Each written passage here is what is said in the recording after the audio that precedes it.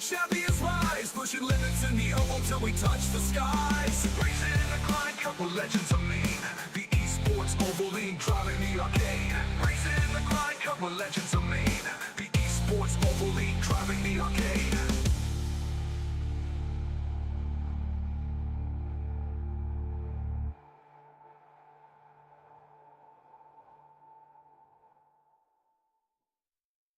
Under the lights, engines roar, we're ready to go. The esports oval league with the best race to show. Grinding gears, chasing dreams on the virtual track. No looking in the rear view, there's no turning back. Every lap it's a battle, every corner's a fight.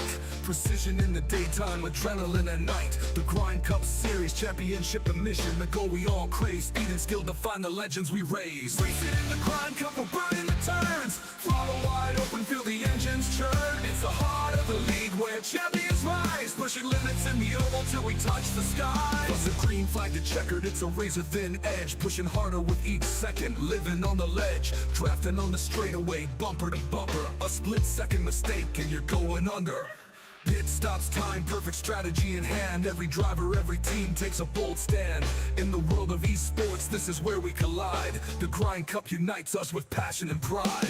Racing in the Grind Cup, we're burning the turns. Throttle wide open, feel the engines churn. It's the heart of the league where champions rise, pushing limits in the oval till we touch the skies. The tires screech, hearts pound, adrenaline's fire. Lap by lap, chasing that finish line desire. Rookies and legends all fight for the crown, but only one will take the title down. Every lap it's a battle, every corner's a fight. Precision in the daytime, adrenaline at night. The Grind Cup Series, championship and mission. The goal we all crave, speed and skill define the legends we raise. Racing in the Grind Cup, we're burning the turns. Throttle wide open, feel the engines churn. It's the heart of the league where champions rise, pushing limits in the oval till we touch the skies. From the green flag to checkered, it's a razor thin edge. Pushing harder with each second, living on the ledge. Drafting on the straightaway, bumper to bumper. A split second mistake and you're going under. From the green flag to checkered, it's a razor thin edge. Pushing harder with each second, living on the ledge. Drafting on the straightaway, bumper to bumper. A split second mistake and you're going under. Pit stops time, perfect strategy in hand. Every driver, every team takes a bold stand. In the world of esports, this is where we collide. The Grind Cup unites us with passion and pride.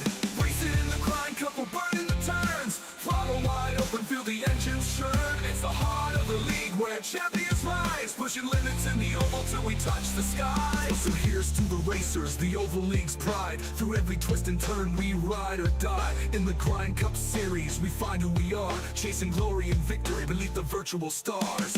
Racing in the Grind Cup, we're burning the turns. Throttle wide open, feel the engines churn. It's the heart of the league where champions rise, pushing limits in the oval till we touch the skies. Racing in the Grind Cup, we're legends of me. The esports oval league driving the arcade. Racing in the Grind Cup, we're legends of me. The esports oval league driving the arcade.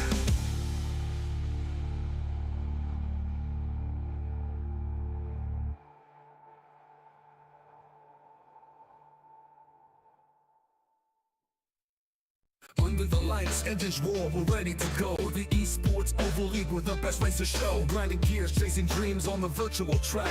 No looking in the rear view, there's no turning back. Every lap it's a battle, every corner's a fight. Precision in the daytime, adrenaline at night. The Grind Cup Series, championship and mission. The goal we all crave, speed and skill define the legends we raise. Racing in the Grind Cup, we're burning the turns. Throttle wide open, feel the engines churn. It's the heart of the league where champions rise, pushing limits in the oval till we touch the skies. Plus the green flag to checkered, it's a razor thin edge. Pushing harder with each second, living on the ledge. Drafting on the straightaway, bumper to bumper. A split second mistake and you're going under. Pit stops time, perfect strategy in hand. Every driver, every team takes a bold stand. In the world of esports, this is where we collide. The Grind Cup unites us with passion and pride.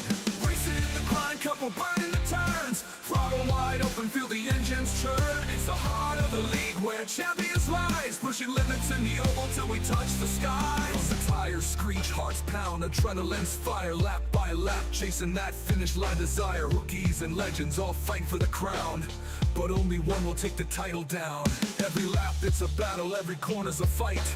Precision in the daytime, adrenaline at night. The Grind Cup Series, championship and mission. The goal we all crave, speed.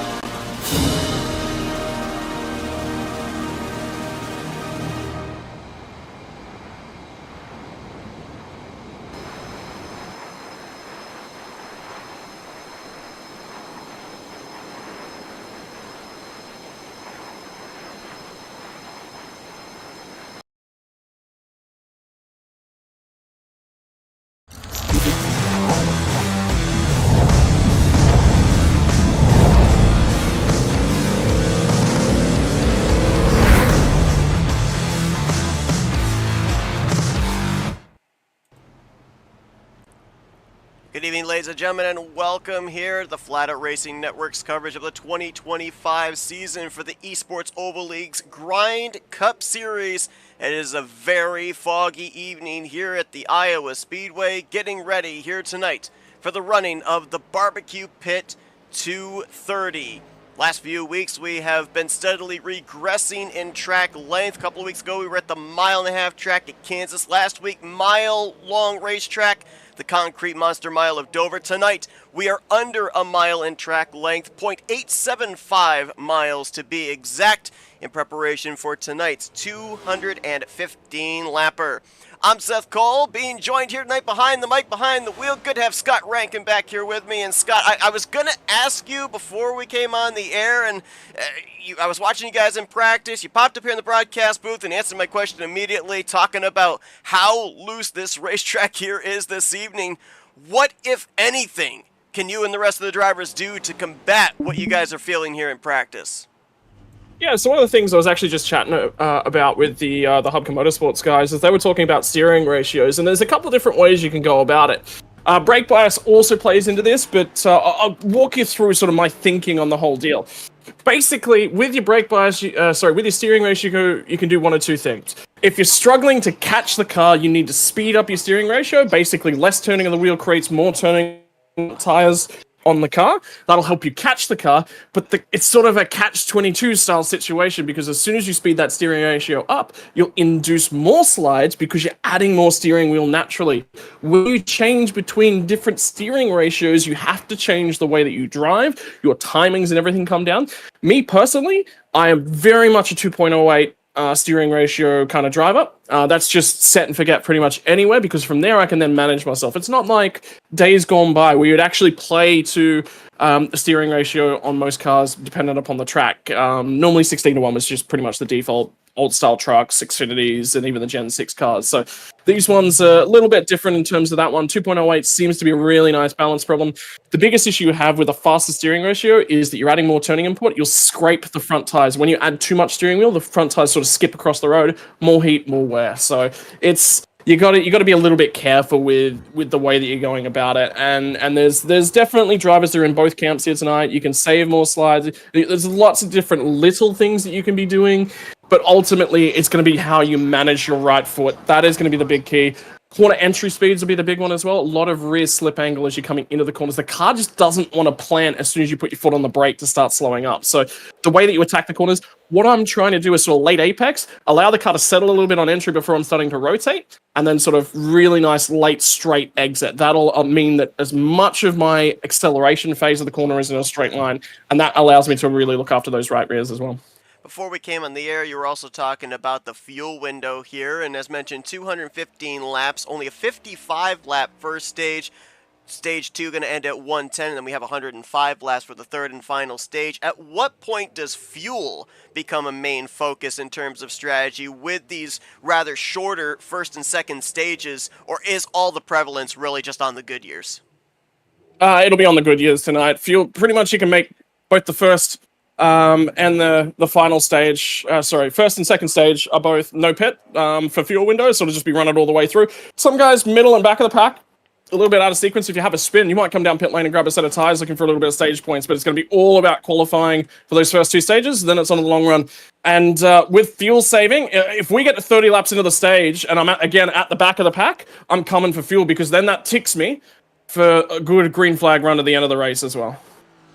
We've had 8 races so far. 7 different drivers have gone to victory lane. Kyle Holden, the points leader, the only driver that has gone to victory lane twice, and he is a former winner this season at a track that maybe we can make some comparisons to at Richmond. I know that there's a lot of things that you guys are dealing with here at this racetrack that maybe wasn't necessarily dealt with at Richmond, but we kind of look at some similar racetracks on the schedule, try and make some comparisons. When we were a couple of weeks ago at Kansas, we adhered to the Las Vegas race near the beginning of the season.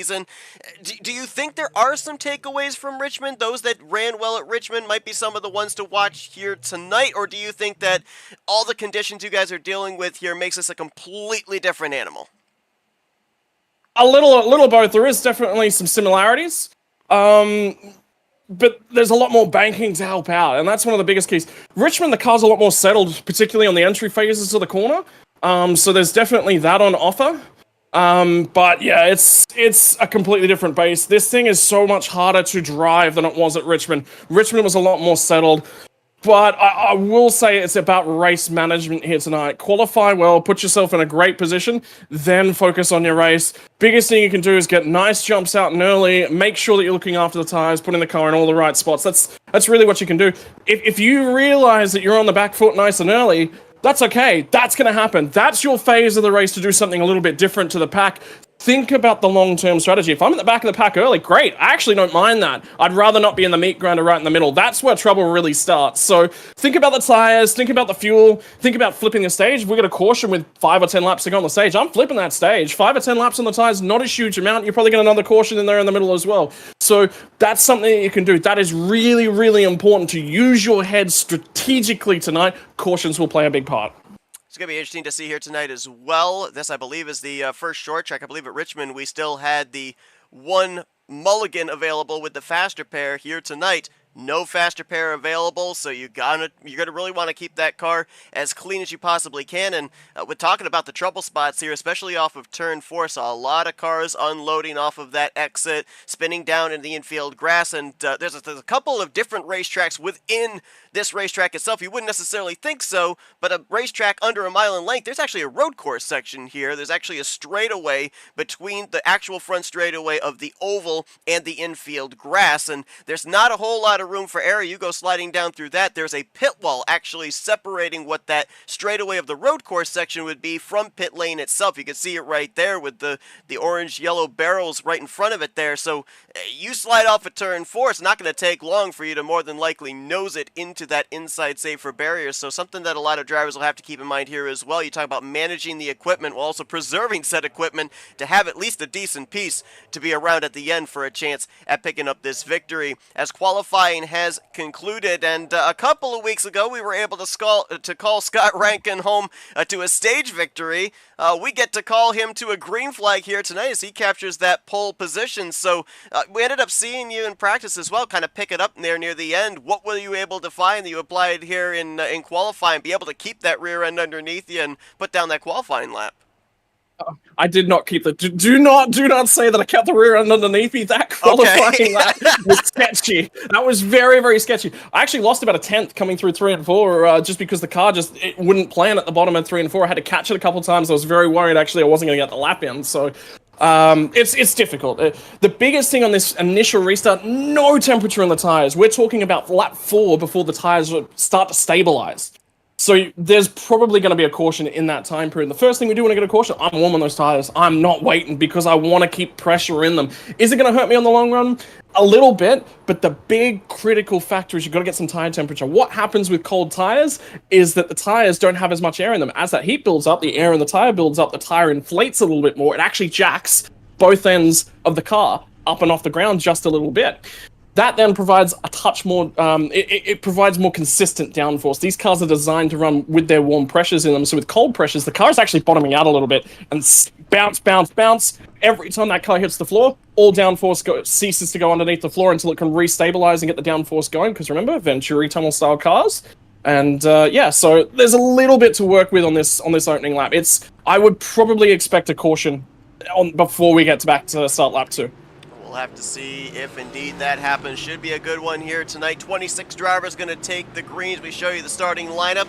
You'll see a couple of new faces in the field. 2 drivers making their debuts on the season. He's scored as the 87 is Clay Simpson, rolling off from 11th, but he will be the number 5, the silver Kellogg's Chevrolet on everybody's screen here tonight. And then the 1, the Shell Pennzoil Chevrolet of Jacob Kaplan, also making his season debut here tonight. What a track to do it at, as we are getting ready to go racing here in just a moment. It's a short track, so they get 2 laps of pacing rather than just the 1. Gives a little bit extra time to go through this grid. And you know, everything you've been talking about here, Scott, everything that drivers are gearing up for here when we take the green flag, it says to me there's going to have to be a lot more give than there is take in these opening stages. Just kind of find yourself a nice little niche, a nice little groove, and maybe ride a little bit here. Wait until the end of the race to start ramping it up the least little bit. Yeah, look, getting yourself through. The big thing tonight is we've got 6 sets of tires. Well, realistically, if you count the 2 stage breaks, there's actually 3 planned pit stops for the race. So we actually do have a couple extra sets of tires. You can be a little bit more aggressive with the tire strategy. If I'm sliding tires, I'm thinking about that. If, I'm probably giving myself 2 sets of tires for each stage. Maybe 3 for the first half of the race and 3 for the back half of the race is probably a more reasonable. So I've got 1 extra set to burn somewhere in the stages is what I'm thinking about. But yeah, look, biggest thing is get yourself into the race. Toyota's on the bottom, Chevrolet's up top. The barbecue pit 230 at the Iowa Speedway is green. We're racing at the short track.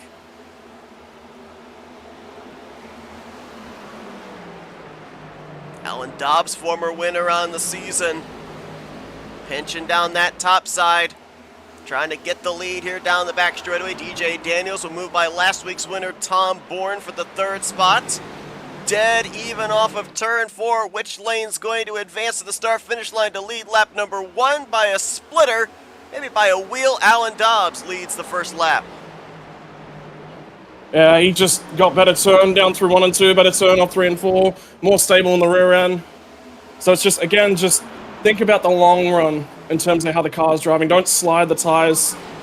You can damage left sides if you're a little bit unforgiving, and the car doesn't want to settle as well, so let's just work our way into this race. Now the battle for second. DJ Daniels trying to get to the right rear of Scott. Tom Bourne going to drive it in there on the inside of 1 and 2. Is there a preferred lane you want to be running here? I'm noticing a lot of drivers migrating up to that middle line, trying to stay away from the bottom of the racetrack. Is that something that kind of maybe helps a little bit at the exit? If anything, if the right rear steps out, you've got the safer barrier to catch you and maybe straighten the thing back out? Look, running the bottom gives you a lot more room to sort of wiggle the car up to the wall, so that certainly helps. But the problem with running the bottom lane is as you come off of turn 3 and 4, you'll actually see a lot of these cars wiggle in the rear end as they're coming back up the racetrack. Basically, there's a bump in the exit just with where the banking transitions that you really got to work the car over nice and evenly. And I'm just having a quick look at that 17 car on the replay. I think that's exactly what's happened for him. Even though it's in the middle of the high lane, so his problems in the entry. Okay, so he's touched the seam with his right rear as well. So he's lost grip on the right rear because of the seam. And then...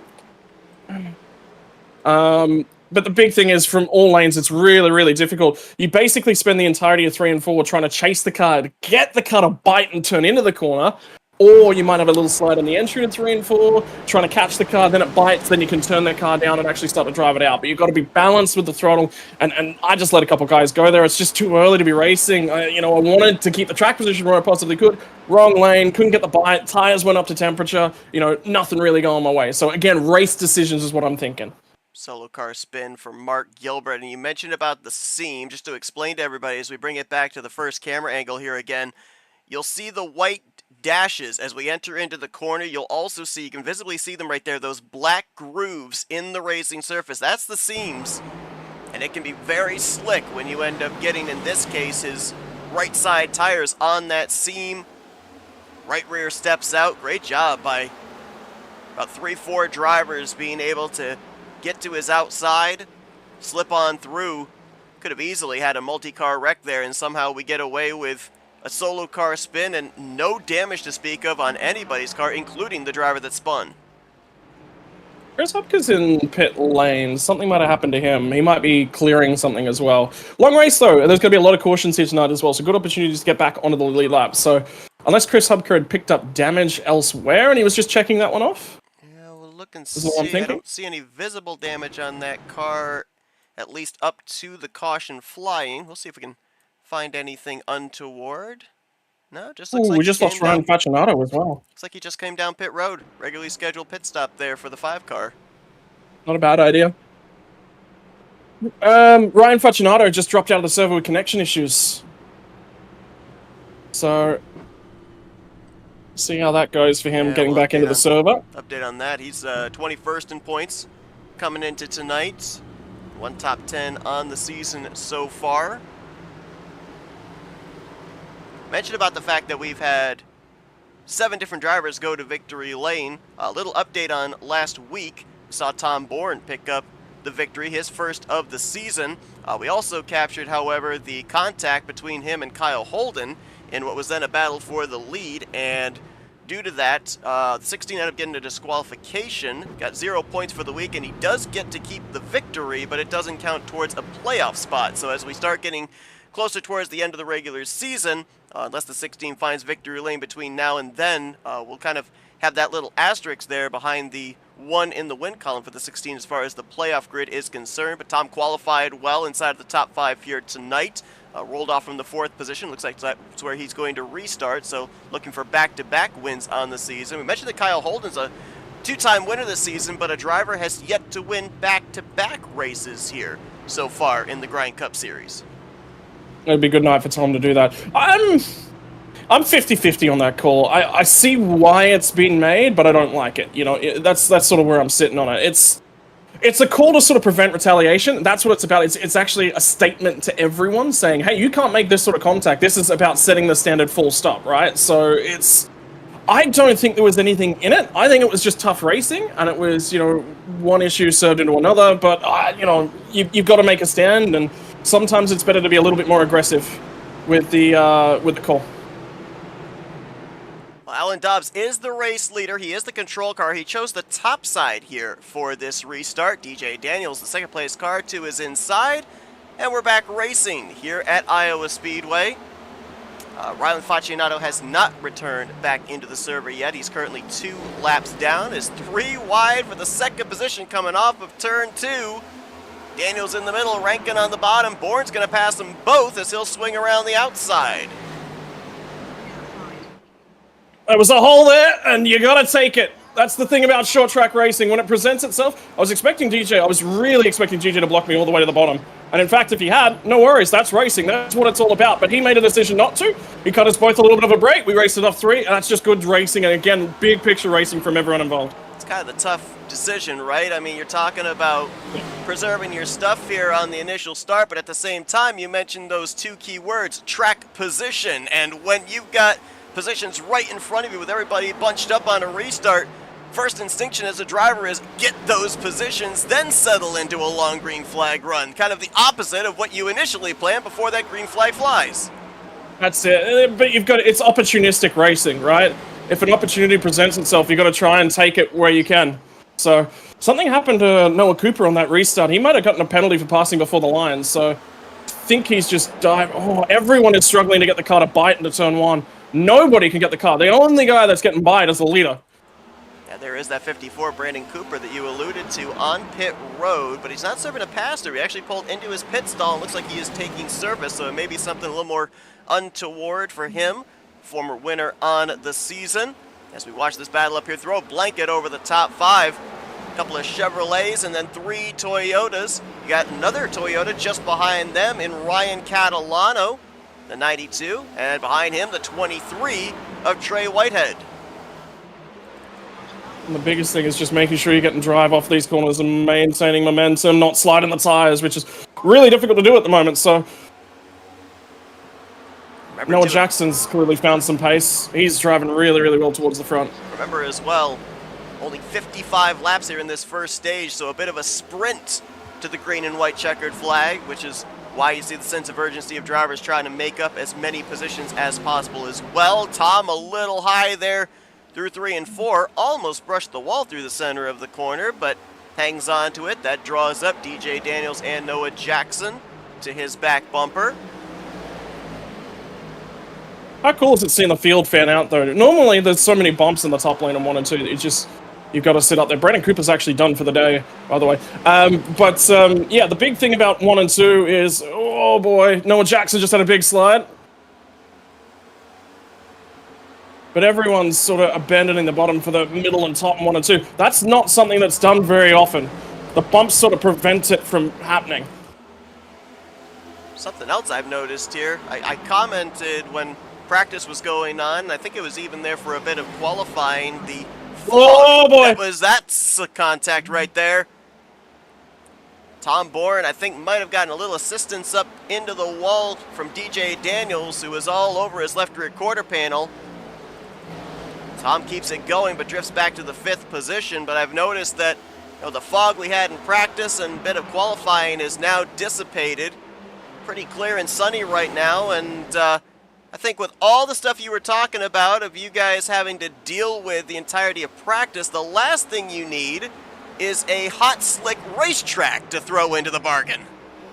Well, the thing is, if that fog's clearing up, that also tells me the humidity's on the way down as well. That should be starting to grip the racetrack up just a little bit as well. So there's a few benefits, there's a few losses, but the big thing is, you know, the track is going to change, and it's going to change a lot. I'm noticing a lot of guys sliding their tires. I'm one of those, so I've overworked my right rear. So my next 10, 15 laps is going to be about getting that tire underneath me, conserving. And I actually said to all the Hubka Motorsports guys, this is very reminiscent of Texas. Just because after sort of a 20-lap run at Texas, the right rear is gone, you're loose as anything. So this racetrack now, and the way you drive the car now changes massively. Do not slide that right rear, whatever you do. On board with Trey Whitehead, started 8th, has worked his way up to the 4th position. You mentioned about Brandon Cooper, done for the night. He will finish currently in the 25th position. Rylan Faccianato, who was having the connection issues, currently scored in 26th. Brandon Cooper, a former winner this season back at the worn-out mile-and-a-half Atlanta Motor Speedway, and came into this race 9th in overall points. So going to take a bit of a hit in the point standings with the driver of the 54, but he does have that victory to fall back on in terms of a playoff position. As up at the front, it's only been about maybe a car length and a half separation from Dobbs back to DJ Daniels for the last 7-8 laps, but as these two race amongst themselves, Noah Jackson in that 20 is starting to close in on the both of them. We could have a 3-car fight for the race lead here in the next lap or two. There's every chance that that Alan's just backing them up a little bit, because remember, he's got the clear out of the nose, so he will be working on conserving that tire. He was quick early, but I don't know if he took too much out of it to get to that point. He certainly drove it aggressive on that lap 1, and he had to get that free air. All of a sudden, that sort of guarantees you a little bit of comfort. So, you know, he worked what he needed to work in those opening stages. Is he paying that penalty right now will be the big question. Alan Dobbs, winner a couple of weeks ago at Kansas, was looking like one of the favorites to win last week at Dover as he dominated the first half of the race, but pit strategy and untimely caution had him trapped a couple laps down. He was able to come back for a decent finish, but did not get that second checkered flag in a row, as almost contact there again. DJ Daniels packing the air on the left rear quarter panel of Dobbs off of turn number 4. We've already documented the rivalry between these two as caution's out for the second time tonight. This will be an interesting one. This is a tricky caution, because this is bang in the middle of this stage, and I think Tom Bourne was the guy that was with the issues. The tricky part is I'm seeing a lot of loose race cars. Now, if you use up a set of tires here, you don't have them for the second stage. But the guys are starting to work out how to run the cars. So this will be a very, very difficult caution to decide what you're going to do. Tom had fallen back to around the 11th position. Just see him getting loose there off of 4. Maybe a little contact with the nose of the 38 of Dylan McDonald.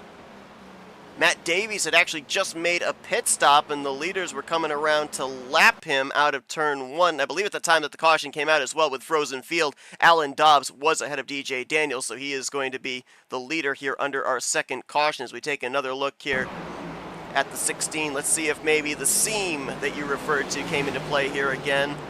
It doesn't really look like it. He wasn't really anywhere near any of those 3 grooves. Just the back end stepped out on him. And remember, he had actually gotten up into the wall earlier after some contact from DJ Daniels. Could anything like that, any contact to the right rear, affect the race car later on, make it even more loose? Well, the big thing for him is, remember that big shot he had into the wall after he made contact with DJ Daniels earlier on? So he was trying to save the race car, and DJ just got into him. So he's already got a lot of damage. So I would say that one's got nothing to do with the way that the race car was driving, and that's got a lot to do with the damage, because he sank like a rock. Saw the McDonald's logo very close there. That was Matt Mettler, the 31 car. Again, our second caution of the night, another solo car spin, and there was a little bit of contact with Dylan McDonald, but again, could have been a lot worse than what it was. Nice job by everybody, able to scatter and avoid that being a massive pileup on the front straightaway. So we've dodged a couple of bullets here tonight. We can only get so lucky for so long, I feel like, but you mentioned about the timing of this yellow as well, and nobody coming to pit road, at least not up at the front. Got a couple of takers there towards the back of the pack. What? Why? Who am I? Was I not in the front, Seth? Is that what you're saying? Well, no. I was the only taker. Me and You Tom were. Bourne were the only takers there. I did notice Yeah. that, yep. CJ Papa also down on pit road, but he's 2 laps down, and he was, I think, on the tail end of the lead lap when that caution came out, so... He's in there, and he's been in there for a fair while, so I think CJ is actually... He's now 2 laps down. He's been in the wall with that right front. And Tom Bourne is still in the pit lane as well. He moves to 1 lap down. Something else that's worthwhile talking about, and this is something probably a lot of these drivers won't know. I was actually studying, so Wednesday nights for me in Australia, it's Wednesday night for you guys right now, but it's Thursday morning over here. Wednesday nights in Australia, every couple of weeks, is the Logitech Pro Invitational Series. It's a professional V8 supercar series on iRacing that's sort of my top level of commentating that I'm working on. I was chatting to a bunch of drivers yesterday after last night's round at the Red Bull Ring, and something that a lot of them were doing is just random, they're just picking cars, just going through the field and having a look at a whole bunch of stuff. One of the things that actually popped up, this will be really, really interesting, is that white lines on the racetrack have less grip. That's new. That's new. You've never had to dodge the white lines before. It is a thing in the wet. You do not want to touch anything painted in the wet. Anything painted has got less grip in the wet. 100%, lot less grip. Asphalt, much, much grippier in the wet. But, yeah, it's now a thing that you've got to try and prevent putting a tyre on in the dry as well. These cars may get away from it a little bit better because the tyres are a little bit wider. V8 supercar tyres very narrow, so a lot less grip. But it's something worthwhile considering and putting in the back of your mind. Not just seams, but white lines as well. Well, I've adhered to my history on the NASCAR Racing 2003 season side, and yeah, we call that the paint line. We don't have to deal with it on those white dashes up on the racing surface, but definitely the line down there separating the racetrack from the apron. Don't want to get your left sides down there because there is a lot less grip. So interesting. That's something that drivers are going to have to deal with here as green flag back in the air. Also an update, I end up just getting told that that contact we alluded to between DJ Daniels, Tom Bourne, leading into that spin we just saw him have, the toe link got broken when he got up into the wall. That is going to be something tough to have to deal with the remainder of this race if you're driver 16. Yeah, so now the difficulty comes. Just talking about Like Brian Catalano goes around, contact from Tyler Rice. Mark Gonzalez trapped behind that as well. Everyone scatters high and low. Caution going to fly for the 3rd time here tonight, and that was an attempt at 3 wide through 3 and 4. And Field did again. Great job scattering to avoid that. Should have taken another 2 or 3 cars with it. It didn't. So again, great job by the Field, making sure that it's only involving 1 or 2 cars. We saw it almost happen live. We'll go back and look. That was a 3 wide battle, I believe, at the time for the 5th position.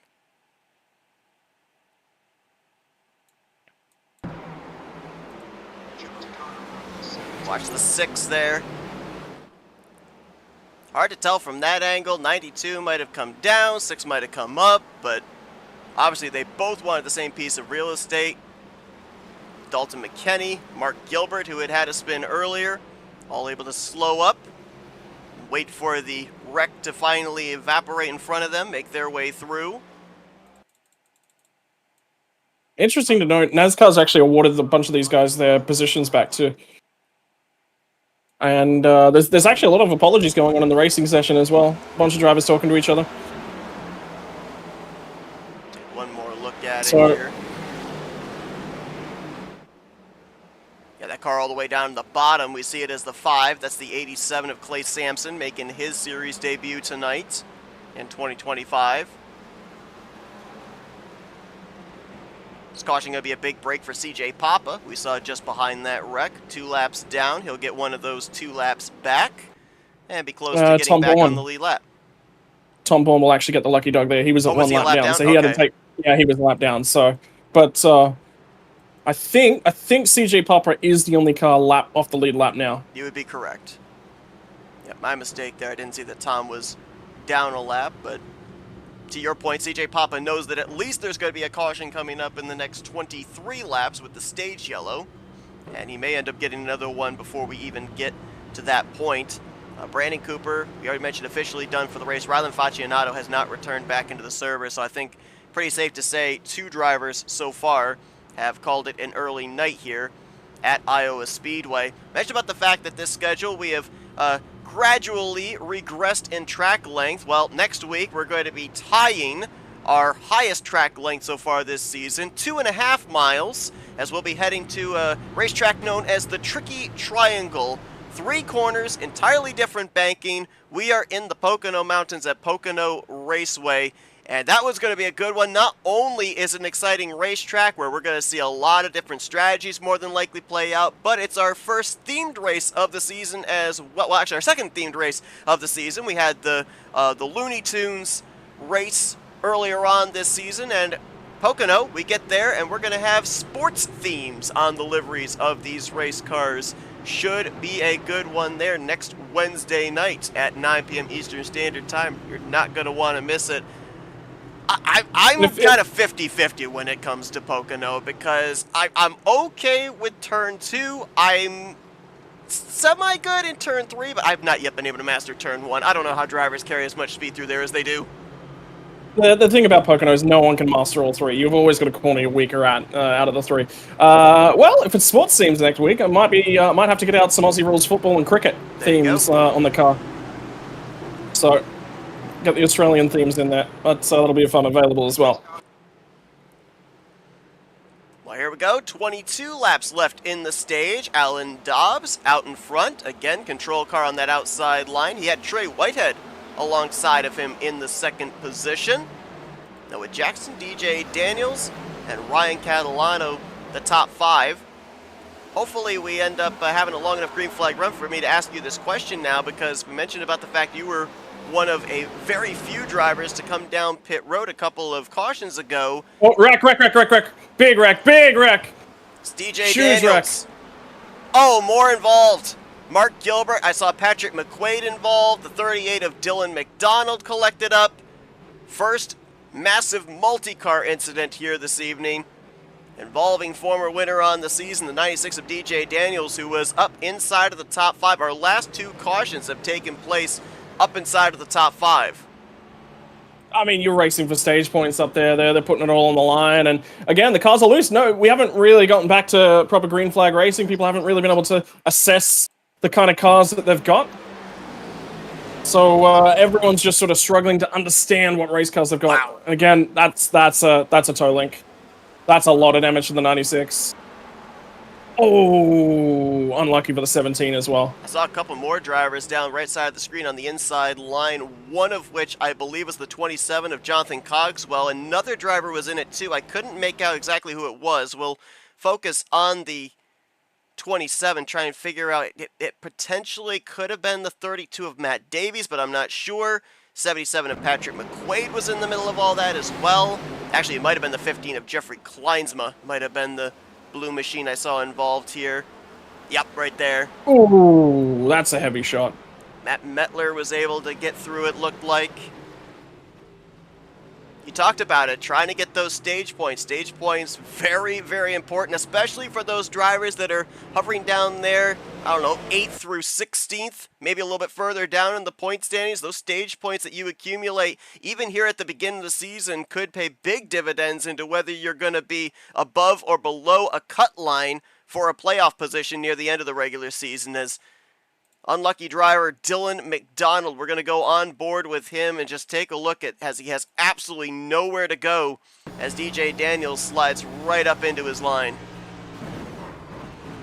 But that's where getting your eyes down the race. He shouldn't have been doing that fast. As soon as he recognized that there were cars up and in that position, he needs to be lifting earlier than that. He stayed pretty committed for a very, very long time and gave himself no options. The problem is when you're doing those sorts of speeds, so the reason I'm talking about slowing down and lifting is you can't turn the race car as quickly when you're hard on the gas. It takes a lot more time. There's no weight over the nose of the race car. Front tires don't work anywhere near as well. You lift, you give yourself options. All of a sudden you activate the front end of the race car. You can start to do something with it. He's given himself zero opportunity to avoid that instant, and that's decision making.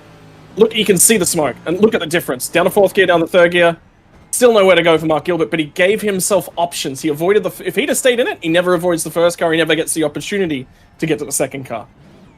Committed to a lane, couldn't see through the smoke, and unfortunately when the 96 backed up, it was in his lane, just nowhere for Mark Gilbert to be able to go.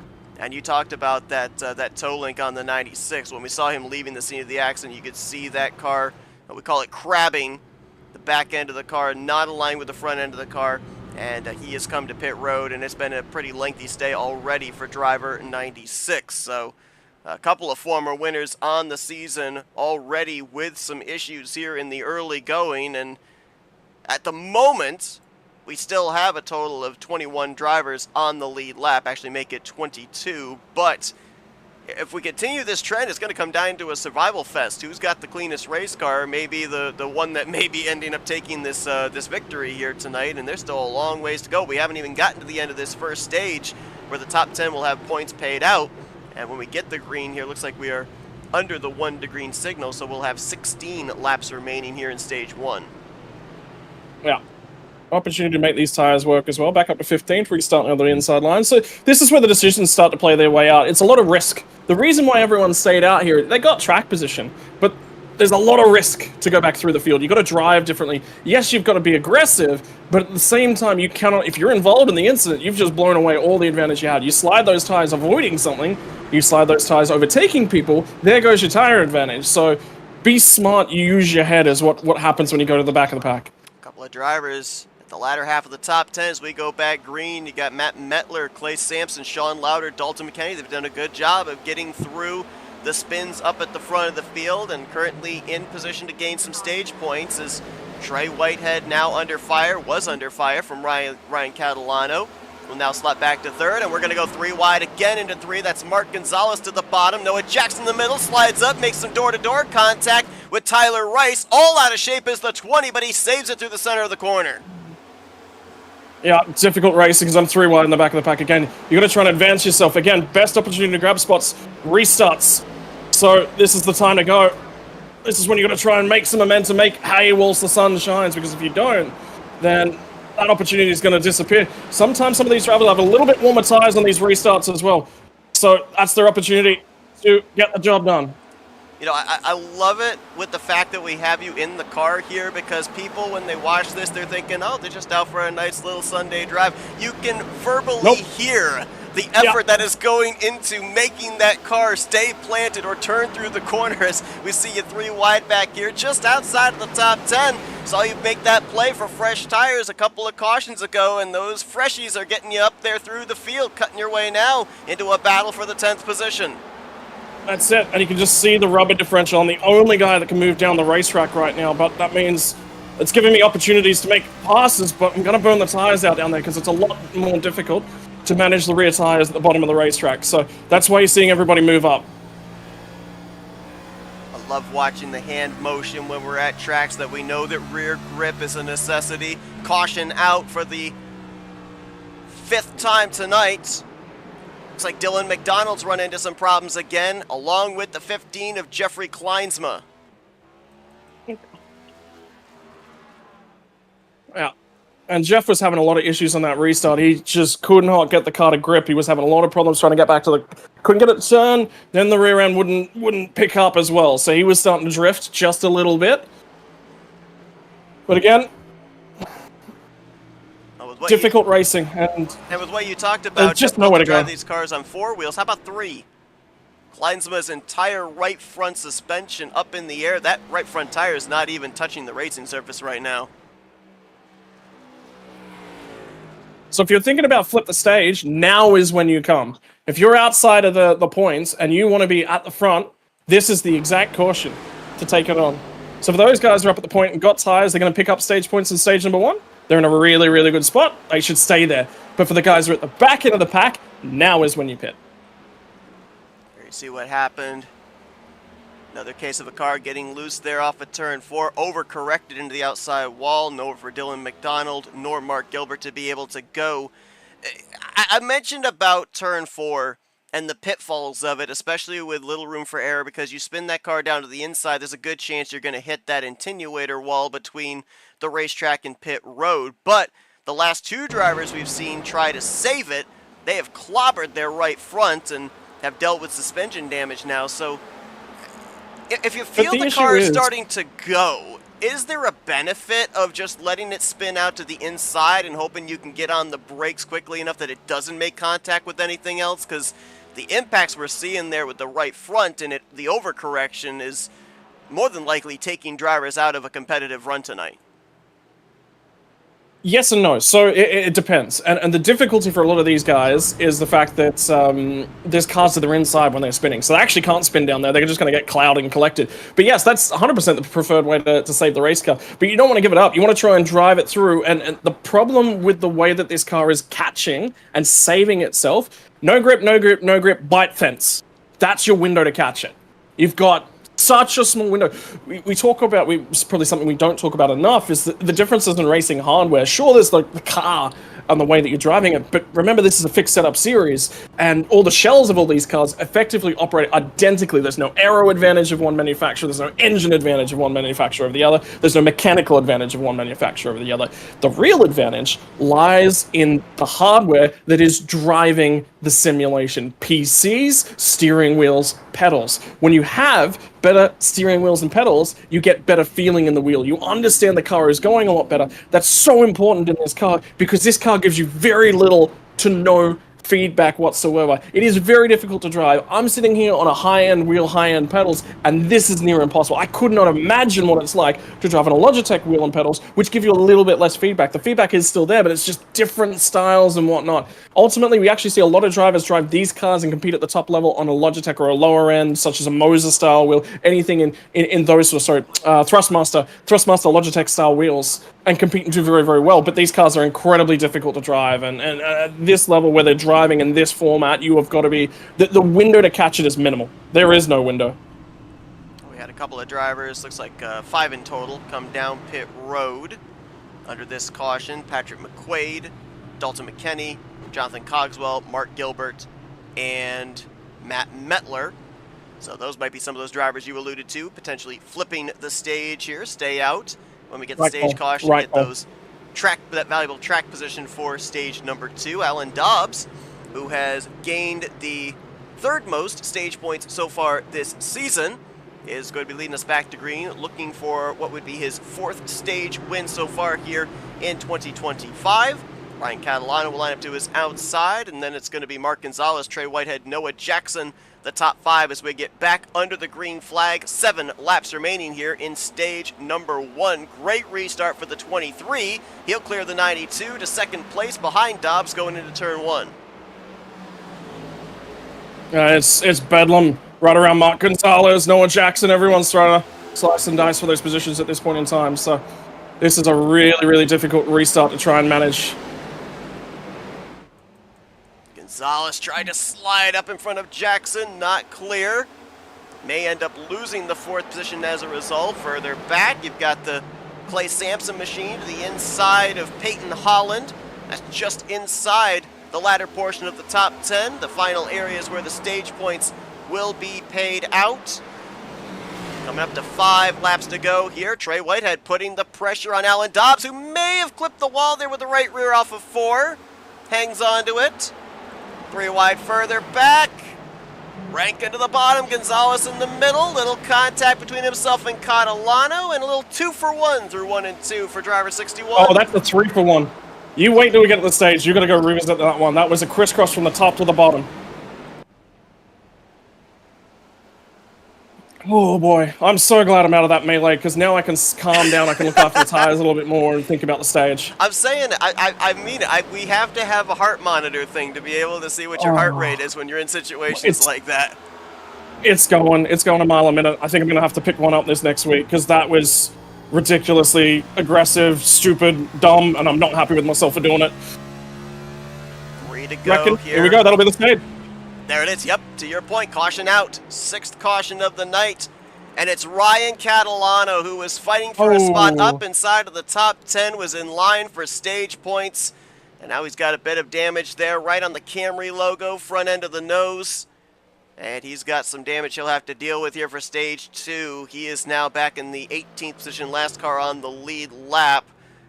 Not sure if that damage is just from the wall alone or if maybe he got into another driver, but to your point, this is going to end the stage under caution. Alan Dobbs potentially going to pick up the stage victory. I'm not going to give it to him yet because a couple of weeks ago at Kansas, I gave the stage win to somebody early, and then found out we were actually going back green in a one-lap shootout. We won't. We definitely won't be going this time. So. Yeah, it looks like there the But, 92 be, ended up getting sideways. Noah Jackson was right behind him. Looked like he was letting up as much as he could to not make contact, but inevitably the two of them did get together. 92 spins out, and 6 of Tyler Rice came flying in there. I think he thought he could shoot the gap. He saw some stage points available. We'll take another look at it. Watch for the 6. Now, both the 87 and the 6 came flying in there pretty quickly, and there was contact on the right side for the Tyler Rice machine. I also saw another driver down through the grass. Might have been the 31 of Matt Metler. Let's check on that real quick. Looked like he just had a little, maybe a solo spin if that was even the car that I saw. Yep, right there. Gets loose down in the bottom. Might have been under braking. Back end not planting as he got on the brakes for the incident up ahead of him. Metler was one of those drivers that had the strategy of flipping the stage, and now he's up inside of the top 5 along with the 46 of Dalton McKinney. Looks like those are going to be the 2 that will lead us back to green. Update on a couple of more drivers out of the race. DJ Daniels retired out of the race about 18 laps ago. He'll get credit for 24th here tonight. And another Toyota driver in Matt Davies, also out of the race in the 23rd position. Tom Bourne gets the recipient of the free pass back on the lead lap here in the 16th position. And I was going to bring up a question to you here, Scott, but about the fact we know we don't have the fast repair, but in terms of manual repair, we know the 96 had a broken toe link. We had confirmation the 16 had a broken toe link earlier. Is that something that can be repaired under manual repair, or is that something that you have to deal with the entirety of the race? You can repair it, but to a degree. Like, sometimes you don't come back all the way, sometimes you can bend it back straight, sometimes you can replace it. The problem is if there's an additional arm piece that's also bent or broken, you can't repair that. So generally you can get in there and replace the toe link piece. It doesn't work the same way that it does work in real world, whereby you get in there, you've got to replace the old bent one. So remember, you've got to have a suspension piece that fails, because if you don't have a suspension piece that fails, the whole thing fails, car is done for the day. So that toe link is the weak part, and it's, you know, it's unfortunate that it bends, and it's such a critical part to the camber caster and adjustments on that car, but it's got to break somewhere. So, you know, it's designed to fail right there. It's difficult to drive when it starts to go like that. I think this will be a running theme here tonight on restarts. The control car, the leader, will more than likely be electing that outside line. I would assume that's to be able to have a wider arc into the entry of turn 1, rather than have that shallow entry if you're the car on the inside line, and that's what Dalton McKinney has chosen here. Dalton, who comes into this race currently 7th in overall points, he's accumulated 39 stage points during the course of the season, has a stage victory as well. That's a playoff point if he eventually makes his way into the postseason, and he and Matt Metler on 9-lap older tires than the drivers behind them will bring us to the green flag. Stage 2 underway, racing to the green and white checkered flag at the conclusion of lap 110. Yeah, and there's a couple cars here, remember, that are on older tires that did elect to flip that stage. So this is going to be the difficult part as the field tries to navigate through them. 3 wide, Matt Metler on those older tires in the middle, with Scott Rankin on the bottom. Alan Dobbs, who led a majority, picked up the stage victory in stage 1. On that top side, Noah Jackson now making his way around as well. Battle line for 3rd. The crossover inside Dobbs on Rankin. Draws a bead on the top 2 who are side by side. Trey Whitehead to the inside of Dalton McKinney. Dobbs may look to shoot the middle here through 3 and 4. As Whitehead They make contact. Clears for the top position. Battle will be for 2nd place. Oh boy, this is difficult, because the car's bouncing around in that middle lane. It doesn't want to stick there. Dobbs is trying to do what he can. Dalton's trying to do what he can, but he's not got a quick car at this point in time, and everyone's just chasing a little bit of fresh air and grip. Clay Sampson down in the bottom back there, now making his way around the older tires of Matt Mettler. Behind him, first time we mentioned the name Christian Ruse this evening, as he's made his way into the top 10 now in the 8th position. As battle up here inside of the top 3, this is for 2nd place. 61 to the bottom, the 35 to the top, about a car length and a half behind the race leader, Trey Whitehead. Yeah, I just need to get back into single file and start protecting tires instead of racing. As I actually lifted and let Alan in there, because I'm just thinking long term. Alan's thinking long term. He's not charging corner entries right now is the big thing that I know about the way that he's driving the car. He's really, really backing it up. And I think that's where all the saving on the tires is coming from, is that corner entry. Good showing by both the drivers making their debuts on the season. We're looking at Sampson. He's the 87 on your scoring monitor. He's the silver Kellogg's 5 machine on your screen. Corny represented on the hood of that Chevrolet Camaro as he's battling right now with Dalton McKenney for the 5th position. The other driver making his debut tonight, that red and yellow shell V-Power Chevrolet Camaro of Jacob Kaplan. Right now in the 9th position, both those drivers running solidly up inside of the top 10. Have kept their noses clean so far here in the first stage. Ooh, this is going to be tight off of turn 2 as Mettler and those older tires not biting on corner exit. Almost 3 wide there with Kaplan. That's Jonathan Cogswell down on the inside line in the 27 car. Must say, Dalton McKenney's doing a brilliant job on those older tires sitting where he is at the moment. That's the big thing, I think, is that everyone's just trying to work their way into a race pace. So for him, he's done a great job to flip the stage. He didn't have track position. He was sitting about 8th or 9th, I think it was, when he pit. And he's now +4 from where that's going on. He's got to manage tires on this next run. But that's part of racing, isn't it? He's done what he can with what he's got available to him. If another window opens up to get himself some nice fresh tires, he might just come back. You might see him dive it in again. All of a sudden find a ton of speed. Passing's very difficult once somebody's got free air up the front too. McKenney's dropped from the lead back to 5th. Matt Mettler has dropped from 2nd back to 10th, trying to hold off the 77 of Patrick McQuaid. We have our regular Patrick McQuaid fan club. Oh, got trouble behind him. Sean Louder in the 12. Spins into the grass, but he uses that road course section to keep it going. Keeps rolling. To your point, green flag remains out. Good save there to not hit the inside wall. Utilize the racing surface there just before the inside pit lane wall. Louder continues on, but that drops him all the way back now to the 18th position. He was running, I believe, in 13th. As we look at Patrick McQuaid in the 77, making his way by Matt Mettler, now up into the 10th spot. Patrick McQuaid, the highest running driver in overall points, that has not gone to victory lane yet this season. 4th in the overall standings, ironically, and no, I'm not making this up, 77 points out of the points lead. It's all supposed to work out that way, isn't it? So, well, the difficult part is now how does the race car actually start to develop? Because this is one of those, the second real long run of the race that we've kind of had here. So the big thing is, who's got a car that's starting to develop? Dobbs just had a huge moment off the ball. Both of them did. Both save. of them got loose. I think the 23 got loose first, and then Dobbs got loose wanting to cross underneath, and the back end of the car said no. Dobbs is still wicked loose, so this car is very difficult to drive. It's very difficult to race as well, so.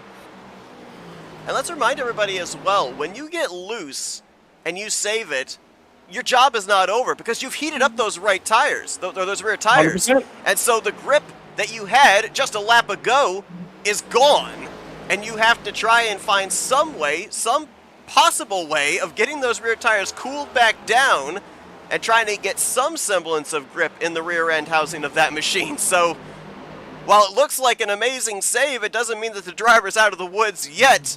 Your job is only half done. Yeah. And therein lies the difficulty. You've also got to try and get back into your groove, save your tires. He's done that quite well. So now he's got a new job to try and do, and that's try and attach himself back to Trey. But the big thing is, if you have a look at him, he's got a little bit of a margin to work with at the moment. So he's actually not in a bad place to start looking after this car. He'll go into conservation mode. And again, Alan's really, really good at big picture racing. So he will move the car around the track a little bit here, try and drive it a couple different ways, Make sure that he's looking after both ends of the race car. And again, remount and attacking. All this is just played into Trey's hands because of one restart. He had a great restart, put himself in the right spot, drove the car really nicely. Dobbs is still loose. You can just visibly see it right there. The back end of the car through the center of the corner, not happy. And interesting, we were on board with him and you mentioned the word searching. Searching different areas of the corners, different lanes. What plays the biggest part into that? This is a short track, so do we deal with that aero tightness when we're running in the same line as the car in front of us? Okay, so that's what I was kind of wondering, because a lot of times you go to a short track and aero's kind of almost the last thing you're thinking about. You just want a good handling race car. Yeah, well, look, you've also got to find a spot where there's grip, where there's no bumps. And sometimes the line that the guy ahead's running isn't the best way around the racetrack. He's just up there, he's running that lane, and he's taking it away. A lane where there's no bumps. Is there such a thing at Iowa? No, there isn't. There really isn't. It's just about managing them. The lane with the... I had to ask. Ooh, close there, near contact, entering into one. Nice save there. Noah Jackson making the move around Scott for that third position. Clay Sampson now up into the top 5 in his debut. Christian Roos just made his way around Dalton McKenney, actually battling with him for that spot. Clay Sampson's having a great run here tonight, up and inside the top 5. First time we've seen him this season. Same for Jacob Kaplan, who's just now made his way up into the 8th spot. Good debuts for both of those drivers. I've seen a couple of drivers that have made debuts this season, not necessarily in the season opener, and have done a really good job. Mark Gonzalez made his first start in the season late, and he's been consistently a driver we've seen up in the top 10, even the top 5, battling for the victory. Alan Dobbs is continuing to just have issues. Jackson just had a huge snap off of 4 as well. I mean, you mentioned it's the first time, really, that we've gotten into this long of a run. Drivers have yet until now to know what their cars are going to do this far in on these old of tires. But you could hear the tires squeal right there on the 35, as I believe that might have been the 13 of CJ Papa coming to pit road. But we talked about this pre-race here, Scott, about the fact that it's really contact actually there between Dobbs and Jackson, and I'll hold off on the question here. You're kind of busy at the moment in that 3-car battle. Yep. Just working the wheel. But we talked just about how tires are going to be the main talking point here tonight, even more so than fuel. Got about 30 laps to go here in stage 1. Are we running this to the end of the stage with what we got right now? He saved it. He saved it just. That thing rode almost to the outside wall. He'll lose a position, though, as a result of that slide. Back to 5th place. But, I mean, with how we're seeing everybody right now, how the cars are handling, literally just hanging on for dear life. Do we run this to the end of the second stage, or do we see some pit stops coming up before we even get to that point? The only reason you're going to be coming to the lane is if you got damage and you can't make the end of the stage, or if you're throwing a wild strategy call. So remember, I pit all the way back at the end of lap 24. I can make the end of the stage here comfortably. So, sorry, I did pit at the stage. I was like, hang on, how did I work that out? Yeah, no, that wouldn't have made it. I did actually pit at the end of the stage. So I was just a little bit worried with my green flag out and I wanted fresh tires. I was originally planning on flipping the stage, but flipping it from early. But the strategy flipped when I got to 3rd. So I had the track position that I was chasing. I burned up one set of tires compared to everyone else, but I don't think you're going to need them. I think we're going to manage to save them. This one's going to get very close to going green the whole way. Battle is on for the lead. Noah Jackson has been able to close up on Trey Whitehead, and he'll look to the inside here through 1 and 2. He'll make that pass easily. Noah Jackson to the point here, closing in on 25 laps to go in stage 2. Jonathan Cogswell. And Trey Whitehead. Go ahead. At a moment, and we're not under caution as the 27 is stalled there. No caution. Looked like he spun off of turn 2, just around where the cars would merge off of pit road onto the back straightaway. We stay green, however, as that was down off the racing surface.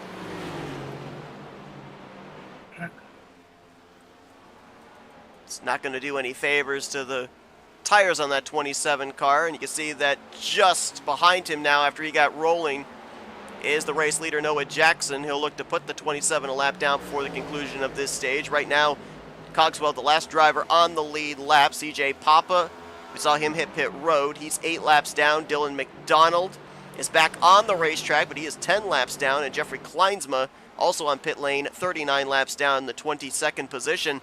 How about that? I know we're not even yet to stage 2, but what a comeback for Tom Bourne. We saw the contact between himself and DJ Daniels. Hold that thought. Dylan McDonald just got loose off of 4. Clobbers the inside wall in the front straightaway.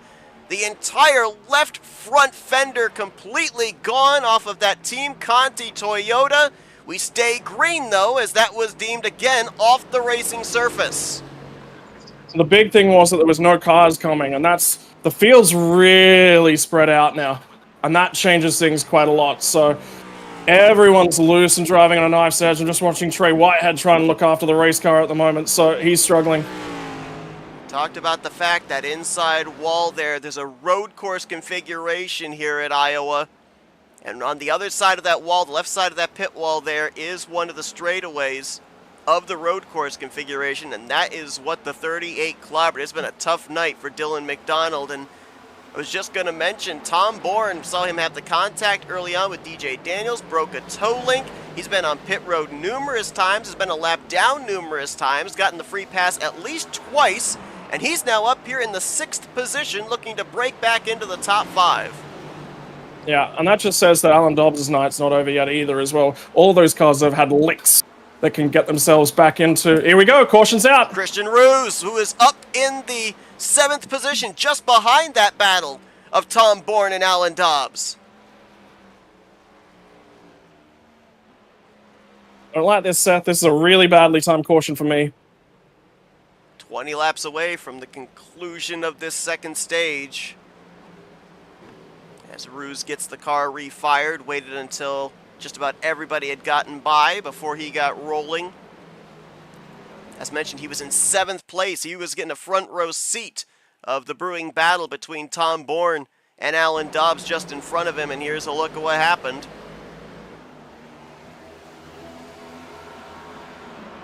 Watch him through 3 and 4, watch the back end of the car.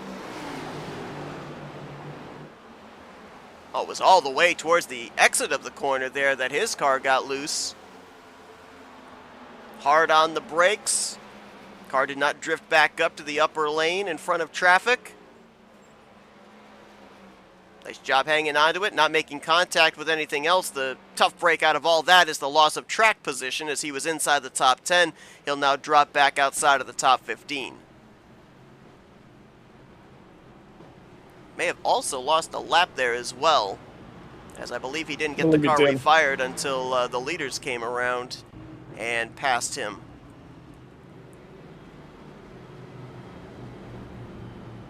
This caution is going to be a big break for Jonathan Cogswell. He managed to stay ahead of Noah Jackson, so he'll remain on the tail end of the lead lap. Free pass we'll have to wait and see about. I believe it would have gone to CJ Papa, who at the time was the first car. Sean Lauder, okay. There we go. And that'll put Lauder back on the lead lap. Dylan McDonald's taking his car back behind the wall. No surprise there, as he absolutely demolished his left front into the inside wall in the front straightaway that we saw prior to this, the 7th caution of the evening coming out. And well, looks like drivers, even despite the fact that they are going to be on nearly 40-lap-old tires on the upcoming restart, staying out here. Something I was going to ask you when we ended up having the kind of start-stop restarts back in the first stage. A lot of what we talk about is tire temperatures under green, but what about under caution when they've been up to a optimal temperature under green flag conditions? You run a few pace laps under caution and the tire temps start to come down, they get a little bit more slicker. How difficult is it to manage a car like that when the tires have actually taken a little bit of an opportunity to cool down under pacing? It actually becomes a little bit better because what happens is the tires actually come back to you again. So all of a sudden you go from having a car that was really hot on that right rear, you were struggling to keep it on the racetrack. Well, your right rear tire is still going to have more scuffing off of it, so it's going to have less grip. But the benefit is the temperatures come back out of it, so the opportunity to manage that tire going forward. The difficult factor here is 38 laps on this run now. You've got your top 6 all the way down to... Actually, it's a little bit more than that. I think it's... Alan Dobbs is 10th. So your top 9 have elected to stay out under this caution here. And Dobbs is going to be aggressive. He probably will be. The difficult factor for him is that he's restarting in that outside lane. Well, there's a wall of cars up there to block you. It's probably the next driver in behind him, which will probably be Dalton McKenney, who should get the advantage here. He's going to be the first driver to really have a crack. Depends on how much damage, though, that Alan took under that one. And Seth, I'm going to be honest, I don't necessarily know what cars came to the lane there. I believe it's the top 9 stayed out. You are correct. It is indeed the top 9. Back to Peyton Holland, Alan Dobbs, Dalton McKenney, Ryan Catalano, Tyler Rice, Tom Bourne. Going to be some of those on the fresh tires trying to charge their way up through the top 10. We're going to have a total here of 16 laps to go before the conclusion of stage number 2. Noah Jackson takes the outside line here. He'll be the control car with Trey Whitehead to the inside. Green flag back in the air here, closing in on the end of the second stage.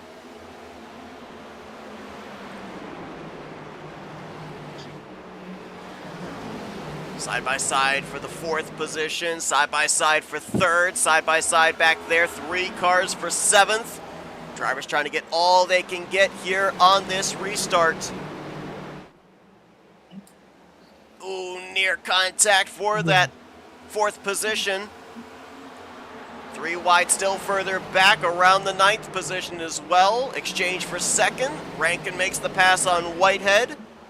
About 3-4 car lengths behind the leader, Noah Jackson. There's those fresh tires of Alan Dobbs trying to charge his way up to the front on that inside line. He just got Mark Gonzalez. Now to the inside of Kaplan. That's for 6th. Next up is going to be Sampson for the 4th spot. Already up into the top 5 are the fresh tires on the 35 machine. Yeah, I mean, it's just 40 laps fresher tires. It's night and day, really. It should be no contest that Alan's going to get to the lead here. The biggest issue that he had was getting that initial jump, getting out, trying to make sure that he launched the car safely, and he was in a really good groove. Going to be a set of tires down for later on in this race, but he won the first stage, picked himself up an extra playoff point off the heels of his victory a couple of weeks ago at Kansas, and looking for a sweep in the stages here tonight at the Iowa Speedway, as easily closes up on the back bumper of Noah Jackson. Should have a lane here to the bottom through 1 and 2. And just take a look at how the grip of the fresh tires is to the old tires. Just completely blows the doors off the Caterpillar Toyota Camry. And Dobbs will make his way back to the lead. He'll be at 10 to go when he hits the stripe next time by. He and Jonathan Cogswell seem to be the only 2 that have really made the fresh tires work, as Cogswell's worked his way up now to the 4th position. Next highest driver on fresh tires is Tyler Rice. He's back right now in a battle for 8th. Yeah, and the difficulty is, again, that initial restart. It was finding where the hole is, because the problem for the drivers at the front end of the field with fresh tires is that every other driver behind them has got those fresh tires. So they're always going to be coming for them. You just got to find where the open hole is and get there. And if you're the first driver that finds the closed door, well, everyone's going to check up behind you. You may never, ever find that hole to the bottom of the racetrack, to the outside of the racetrack, wherever that hole is. That's the tricky part about working your way through the field on fresh tires. Alan Dobbs now going to work on opening up the gap back to 2nd. 2nd in hand, currently between himself and Jackson. Jackson going to look in the rearview mirror and see the fresh tires with Jonathan Cogswell closing up here in just a few moments. And we mentioned Tyler Rice was back in 8th. He's since in the last 2-3 laps worked his way up to the 5th position. Next driver on the fresh tires would be Dalton McKenney, and right now he is mired back in traffic in the 9th spot. Here's the battle brewing for 2nd. Cogswell looking to the bottom on Noah Jackson. Jonathan Cogswell coming to this race 6th in overall points, 1 top 5, 4 top 10 so far this season. 40 stage points accumulated for this Dark Horse Mustang out of Go Papa Go. And right now he's en route to a podium finish here at the conclusion of stage number 2. Christian Roos, the only driver 1 lap down. He's hoping that we get to the conclusion of the second stage with nobody else falling off the lead lap. He'd get the lucky dog. Only 2 other drivers running that are off the lead lap. CJ Papa 9 laps down. Jeffrey Kleinsma 41 laps down. 21 drivers running at this point in time. 5 drivers back in the garage area, including a couple of former winners on the season, Brandon Cooper and DJ Daniels. Sorry, I can't help you at the moment, Seth. This thing is just a nightmare to drive, and just trying to manage it is a really, really difficult factor of the race car. You're trying to cross as few seams as you possibly can. The bumps are really, really bad. The rear end's just dancing left, right, and center. So it's a handful. Well, I got good news for you. 5 laps to go in the stage. Keep hanging on. Thank God. Thank God for that. These tires are done. Dalton McKenney now going to make the pass for the 4th position. So now most of the drivers that went with the fresh tire strategy, came to pit road under the most recent yellow, have made their way up into the top 5. Dobbs, Cogswell, Rice, and McKenney. And you think back to Dalton McKenney, he ended up staying out at the end of stage 1, so he's kind of evened out with most of the other drivers as far as tires, was able to save that set, and has worked out well to his benefit here at the conclusion of stage 2. The rest of the drivers, like you mentioned there, yourself, Scott, Noah Jackson, Trey Whitehead, just literally hanging on to try and get some stage points here in the latter half of the top 10, as 3 laps to go here in the stage for Alan Dobbs in 35. What's the race scenario? And there's sort of 3 or 4, there's about 4 contrasting strategies. So at the moment, if you have a look at Noah Jackson, actually let's talk about Alan Dobbs here. So Alan Dobbs, 1 set of tires to get through the first stage, but at the end of the stage, threw a fresh set on. So he's burned 3 sets for the first half of the race, which is what I was talking about. That was the critical factor. So for him, he's got 3 sets to get through this back half of the race. Will he burn all 3 of them? Maybe is the big question. If we'd gotten a little bit more green flag racing, he wouldn't have burned 4 sets, but 3 sets was about the right call. And remember, he had a really, really loose race car, so he was in a little bit of a hole. There's a few drivers that are pretty much on that same strategy. For Dalton McKenney, he was in a little bit of a different strategy. His strategy was that he flipped the stage at the end of stage 1 and gained time there. He lost it when he was on a touch holder tires at the first half of this stage, but he's burned 3 sets, 2 in the second stage, 1 in the first stage. Then you've got Noah Jackson. Noah Jackson's burned 1 set of tires on each of the stage. Him and Trey Whitehead, they're on exactly the same strategy. And then you've got some little idiot like myself who burned 2 tires in the first stage and 1 in the second stage. Now, the reason that you don't want to do what I did today is it cuts off your options at the back end of those stages. And the reason for that is, well, when that caution flag flew, I wanted to come for tires in the middle of that stage. That would have been the perfect opportunity. I didn't have the set to burn, didn't have the opportunity. I'd already taken my opportunity to slice my way through the field on those tires. The whole field will normalize here. You'll end up with Noah Jackson and Trey Whitehead, who will have 1 extra set of tires. Everyone else will have 3 sets for this final stage. Take a look on the left side of your screen on our scoring pylon. Your top 10 get stage points. Alan Dobbs will sweep the stages here tonight at Iowa, as he is the winner of stage number 2 over Cogswell, Rice, McKenney, and the old tires of Noah Jackson hang on for a top 5. That'll be 6 stage points paid out to the driver that led a good portion of this second stage, but had to adhere to the fresh tires behind him. So 110 laps in the books. We get ready now for what's going to be a little less than 105 laps to conclude out this race. It's been a lot of varying strategies here tonight, and to Scott's point, everybody's going to be on pretty equal footing on this upcoming restart to begin stage number 3 tonight in the Barbecue Pit 230 at Iowa Speedway. We'll be back for that 3rd and final stage here in just a moment after this commercial break.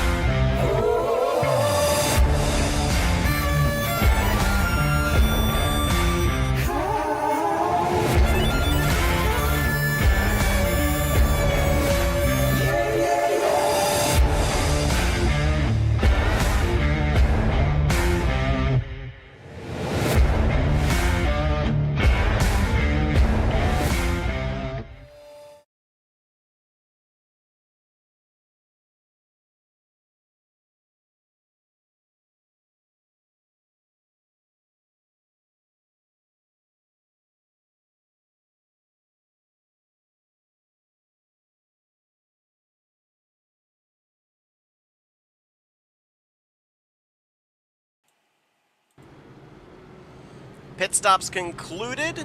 Getting ready here for our third and final stage here tonight in the barbecue. Pit 230 at Iowa Speedway. The ninth race of the 2025 season for the ESports Oval League's Grind Cup Series. Alan Dobbs swept the first two stages. And Scott, we were just talking about during the commercial break, you talked about how the weather has swung from the beginning of this race to the middle of the race and now to the preparation for this upcoming restart of Stage 3. Yeah, it's worthwhile talking about the timestamp in the sim and a few other little factors here as well. So, big one this final stage, we're going to have 100 laps from here to the end of the race. You're going to have to make one pit stop for fuel, but the temperature has swung around quite a lot. Remember, back at the top of the show, we were talking about fog. Fog happens when you have a lot of humidity in iRacing and low track temperature, low air temperature. Well, now what's happened is that fog burned away. Track crested, got up to around 81, 82 Fahrenheit. Now it's dropped 10 degrees. We're back to 72 Fahrenheit. About that humidity, so they're 1% completely gone as we get ready here to go green for the third and final stage to determine the race winner here tonight at the second short track stop of the season. Alan Dobbs up through the gears was the control car, kind of caught Dalton McKenney napping, stacks him up 3 wide going into turn 1 around the 5th position. Yes, missed shift. Slow restarts from a couple of people. Everyone's, again, scrambling for that little bit of real estate. Everyone's looking for the fresh air, trying to get themselves to the point. 17 drivers on the lead lap on this restart. Christian Ruse got the lucky dog after the stage caution flew. Got a couple of lap machines in Peyton Holland and Tom Bourne. We'll be hoping for some lucky dogs to get back on the lead lap. Caution out. And it's Hupka, I believe, in the 5, Ryan Catalano in the 92. Looks like they've gathered it back up. But this was something, looked like it happened up in the center of 1 and 2, between the 5 and the 92, potentially. There is some right front damage on that HendrickCars.com Chevrolet.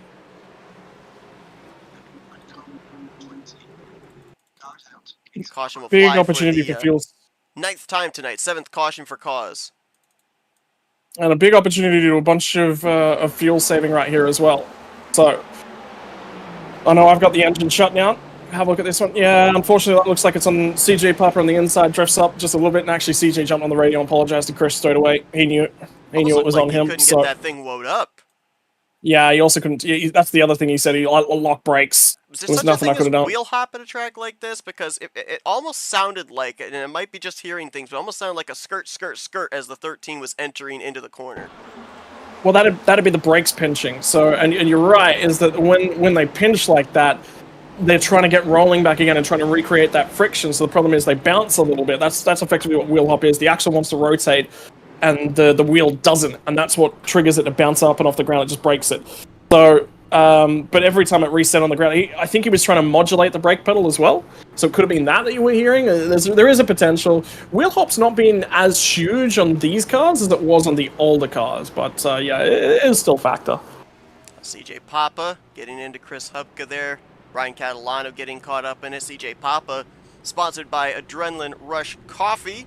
And we'll take the opportunity here to see where the Adrenaline Rush Coffee family of drivers are currently running. As you take a look here, looks like highest running of that team right now. Well, CJ Papa is out of the race. Jeffrey Kleinsma is back here in the 21st position in the 15, and he might be the only driver in the field here tonight. Let me just double check. You know, I think these coffee guys, they might just be a little bit allergic to cornfields. What do you think? Maybe just a little bit. Picturesque location. Actually, Iowa's my kind of racetrack. You know, lots of banking, bumps, difficult to drive, but it's also the location around the racetrack as well. And you know, it's so cool seeing all the RVs and campers that are lined up along the track's edge, and then you go not too much further out away from the racetrack, and there's cornfields. This is literally located right in the heartlands of Iowa.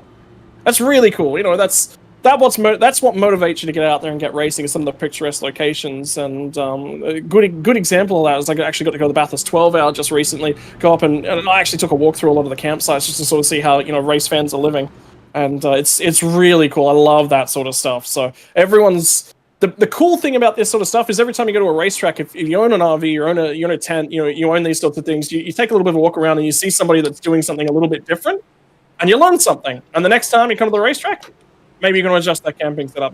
That's the cool part about it. It's always trying to improve it. Maybe it's a solar panel on the roof. Maybe it's a battery upgrade system. Maybe it's TVs in a little cutaway that you've had some time to work on. Well, Iowa Speedway, while it is kind of in a way out in the middle of nowhere in the Midwest United States, is no stranger to motor racing. Not only plays feature to stock cars, we see the Cup cars here tonight, the Xfinity Series runs there as well, but also open wheel racing, IndyCar runs at the Iowa Speedway as well, so definitely a motorsports hub. IndyCar unique format with the Saturday and Sunday, the split races, yes. 250 miles in each day. That's so cool. Well, Alan Dobbs is the other Adrenaline Rush Coffee driver out of the family that has swept the stages and will get us back under the green. Only 2 representatives in the field here tonight. Green flag back in the air. 94 laps to go here at Iowa. Another restart with everybody in close proximity. Peyton Holland got the free pass under that yellow. We should document 18 drivers on the lead lap as, oh boy, contact stack up on the top.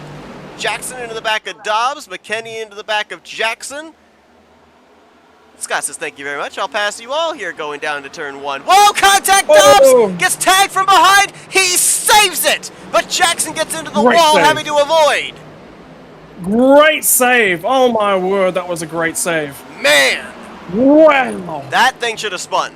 That thing 100% should have spun. Absolutely. With that early a bump into the corner, tremendous save by Dobbs, but a loss of track position going to be the price he'll pay. He drifts all the way back to 10th.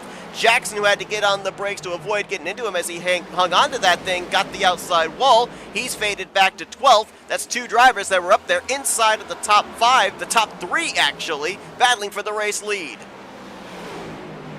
Yeah. And there is the difficulty in it. They were both trying to save a little bit of tires. No one knows that he's better on tires than Alan, and Alan knew that he was in a big hole in terms of trying to look after the tires. And that's what he was trying to do, is he's trying to back everyone up, use the fresh air, and really look after the tires. He just didn't expect a whole bunch of drivers to be punching out really, really hard. And it's actually made me change the way that I'm driving the race car. Had a big margin over Tyler Race a couple of moments ago. All of a sudden I went, you know what? Alan's actually got the right of this. He had such a bad race car on that last stage. He knew he had to manage the tires. I'm going too hard. I gotta woe this thing up. Battle for the lead. Tyler Rice looking to the inside of Scott Rackett for the race lead. And going back to your point there about Dobbs saving the tires, how difficult is it? Because you do have the opportunity to be able to let everybody know, hey, I'm saving tires here, I'm going to be a little bit slower in the corners. But you don't want to necessarily tell anybody that, because that's your ace in the hole. You want everybody else to use up your tires, have a better car for the long run. So it's a catch-22 of, do you give that information out to the rest of the field or not? And you can just see it. Everyone's going real hard right now because they're thinking track position, track position, track position. This is going to be a really, really long run. Everyone's starting to get the feeling for this. Mark Gonzalez hooks the bottom there through 3 and 4. Trying to close in on new race leader Tyler Rice for the top position. Both these drivers still winless on the season, but they've been in the conversation on a couple of occasions last month or so of possibly picking up that first checkered flag. Cogswell, who played the strategy earlier on at the end of stage 2 to gain some valuable stage points, now he moves up onto the podium in the 3rd position. Oh boy, this is difficult because you got a bunch of guys that are going out very hard at the moment, that are trying to get towards the points they can do something about their race scenario. But the big thing is they've got to be careful, because in 20 laps time they're going to be struggling to keep the race car underneath them. Now I want to give up a little bit of track position, but I don't want to give up a lot. If I can stay inside the top 5, my night's going to get a lot better than if I've got to fight it back from outside 5th or so. Whoa, I think Dalton McKenney just had a huge moment. McKenney Yeah, he did. On board with him as he saves it with that slide off of turn 4. I'm not chalking that up to the commentator's curse because we didn't talk about him. We were only on board with him. He got loose. He got loose right underneath me. He was trying to... So the problem for him was that he's trying to use a lot of gas right now to get to people's insides and rotate the car, get the drive off, and get the spots. That's the risk that you run. He put a lot of heat in his right rear tire, and I got loose on the outside of him at the same time. So he took a little bit of air off me. It's difficult, right?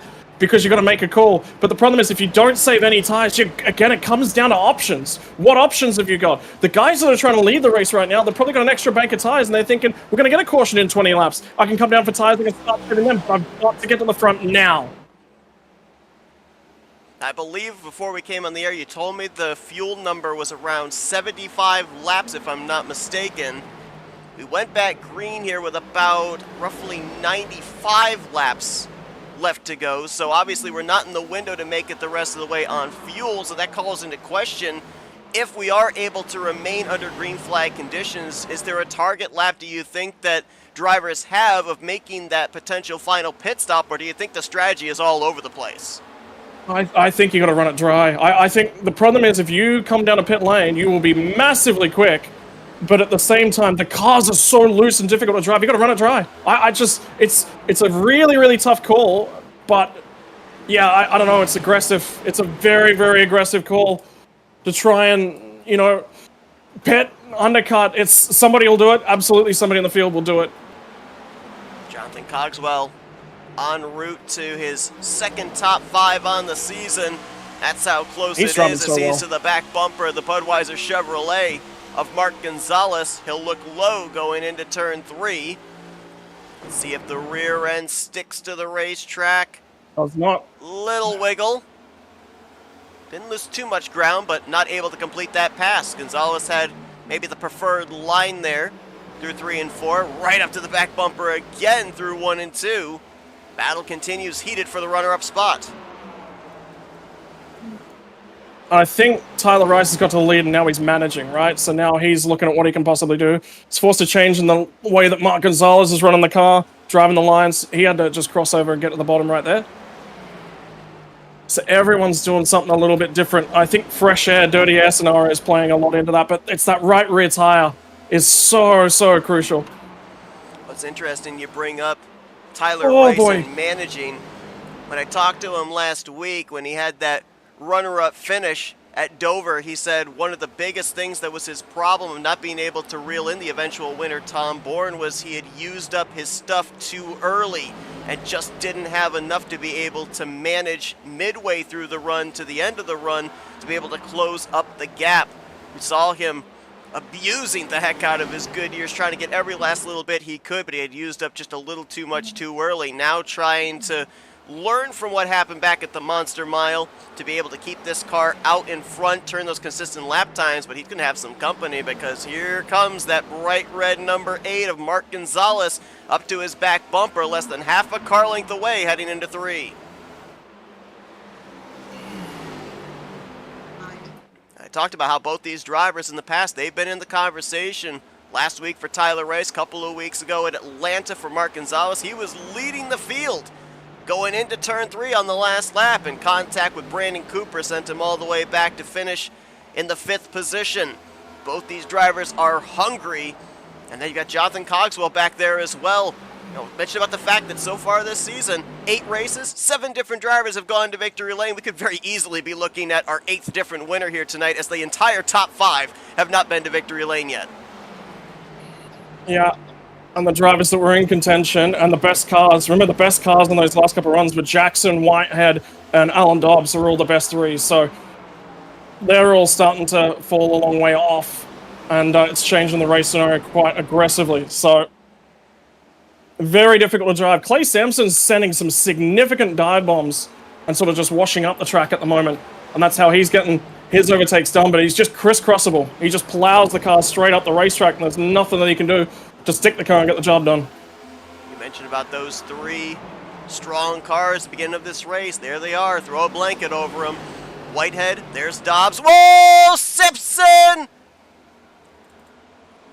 Through the grass, off the racing surface. No caution. We stay green. He's going to get the car turned back around. Oh, that might bring out a yellow. Yeah, I don't... Oh, yeah. And he's going to turn right up in front of Hubka. I don't know why. That's... Yeah, I don't know about that one. Yeah, you can't do that. You cannot do that. But I think that gets us into the window on fuel. That is, I was just about to say, when that car started spinning down the racetrack, that gets us into the window on fuel.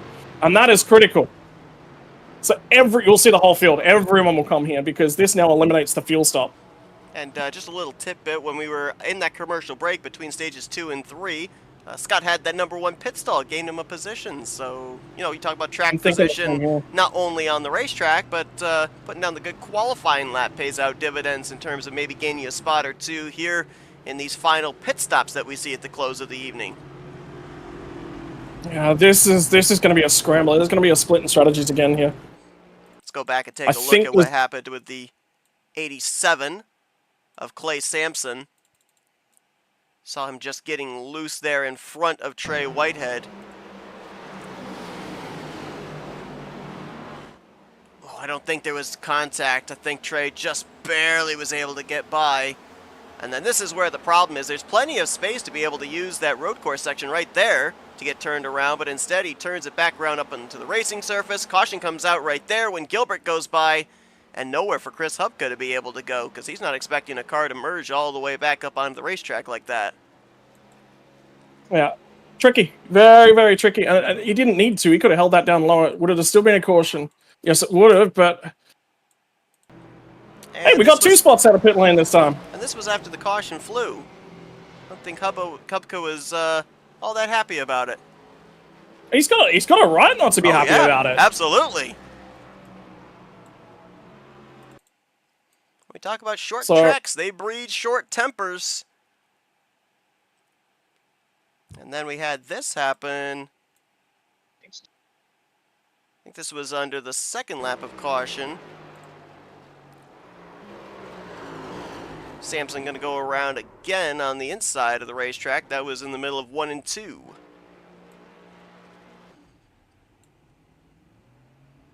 So caution out. Just to confirm, it was Clay Sampson that caused that caution. Yeah, just looking at that race car, I was thinking that was the guy that was running up and around the top 5 at that last time asking. So the difficulty for Clay is that he was driving the car completely differently. Now, I was looking at it and starting to go, maybe there's something to this. And I was just wondering how long he could keep doing it for. So he was doing some super aggressive dive bombs, wash up, take all the middle of the corner away from people. And, but he was very good on the brakes. Very, very good on the brakes. The problem is when you're that aggressive on the brakes, is that the car's not stable when you're turning it into the corner as well. So he would have absolutely used that thing up, trying to get it stopped. But it's aggressive. It's a line. It's one way that he can try and do it. It was gaining him spots. So anything could happen from here. He was in the 5th position when he had his troubles. And he will obviously start at the tail end of the field here, back in the 18th position. We have 18 drivers on the lead lap. Chris Hubka is now on pit road, multiple laps down, getting damage repaired. Jeffrey Kleinsma, 40 laps down. He is still in this race as well. 20 drivers still running. Okay, question time. We've seen every leader take the outside line on a restart. You're choosing the inside line. What's the big brain play here?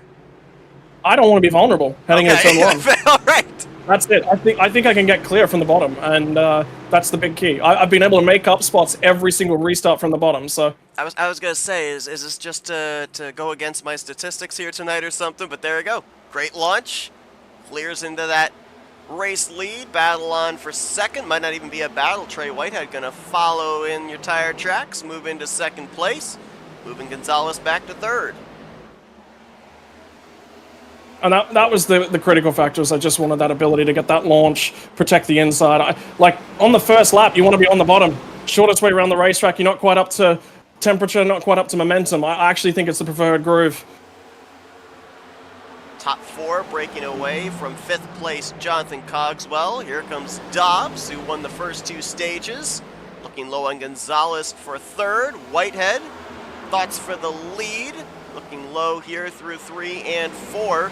Top 4 entirely different lines through the final couple of corners. Gonzalez is going to actually go up and brush the outside wall there in the 3rd spot.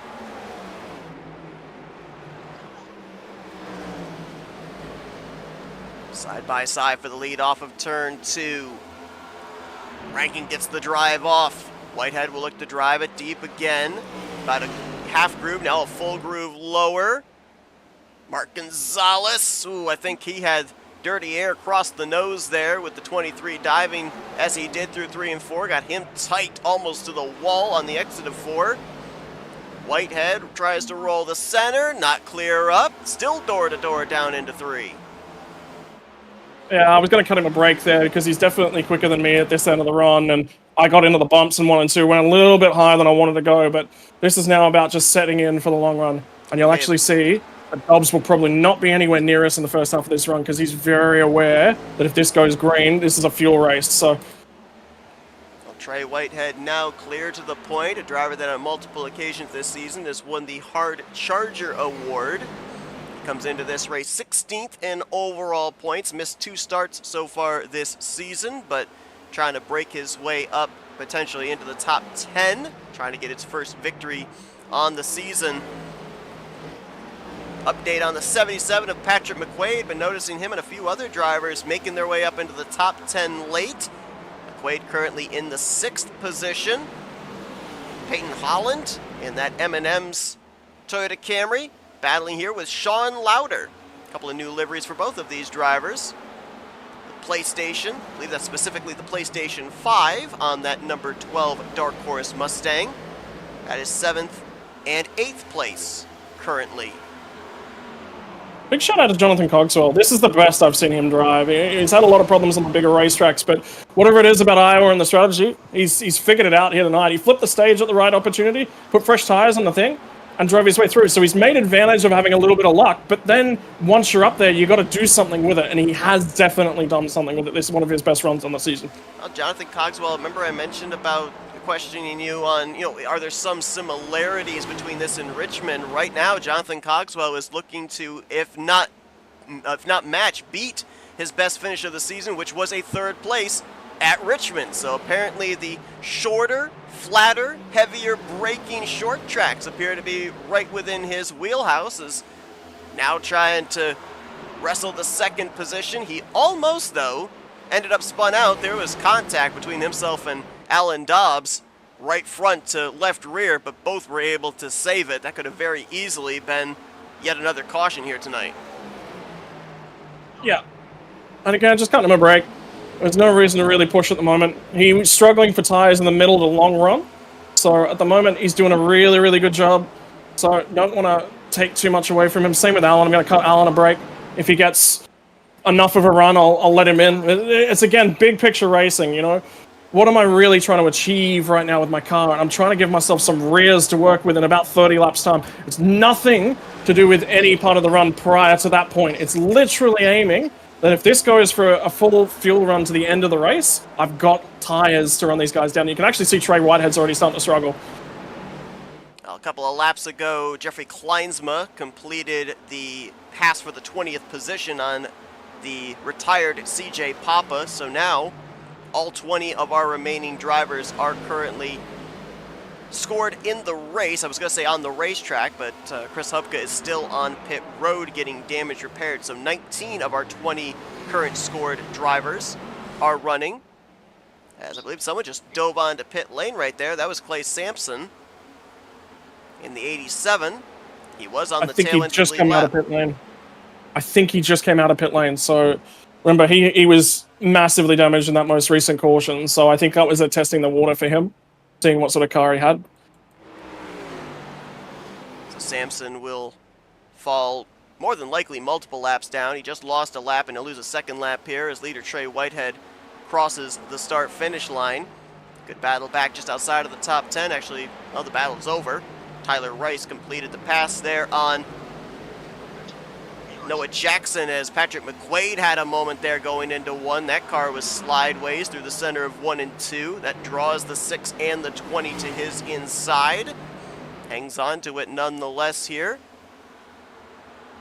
Good looking paint scheme there with not only got the flames on there for the Smoke Pit barbecue sponsorship, but metallic flames. Really good on that car. Kind of a shame we're not under the lights because those flames would have definitely been shining bright And Christian Ruse, we saw him have that moment up inside of the top 10 earlier on in this race, fell a lap down as a result.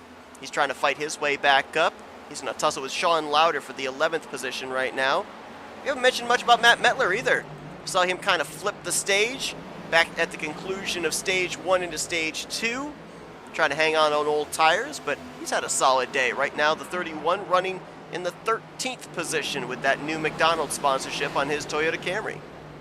He's done a great job, actually. And when he was up there and in the point, he used his politeness. He recognized he was probably not going to hang around there very long, but he just made sure he put his car in not necessarily awkward spots, but spots where people could pass him. And he was lifting, just making sure that everything worked in his favor. So he was playing it smart. He wasn't overdriving the car, wasn't underdriving the car. It was just making sure that he used that rearview mirror very well. We're going to go on board here with the 27 of Jonathan Cogswell and watch what he does in relation to the leader ahead of him.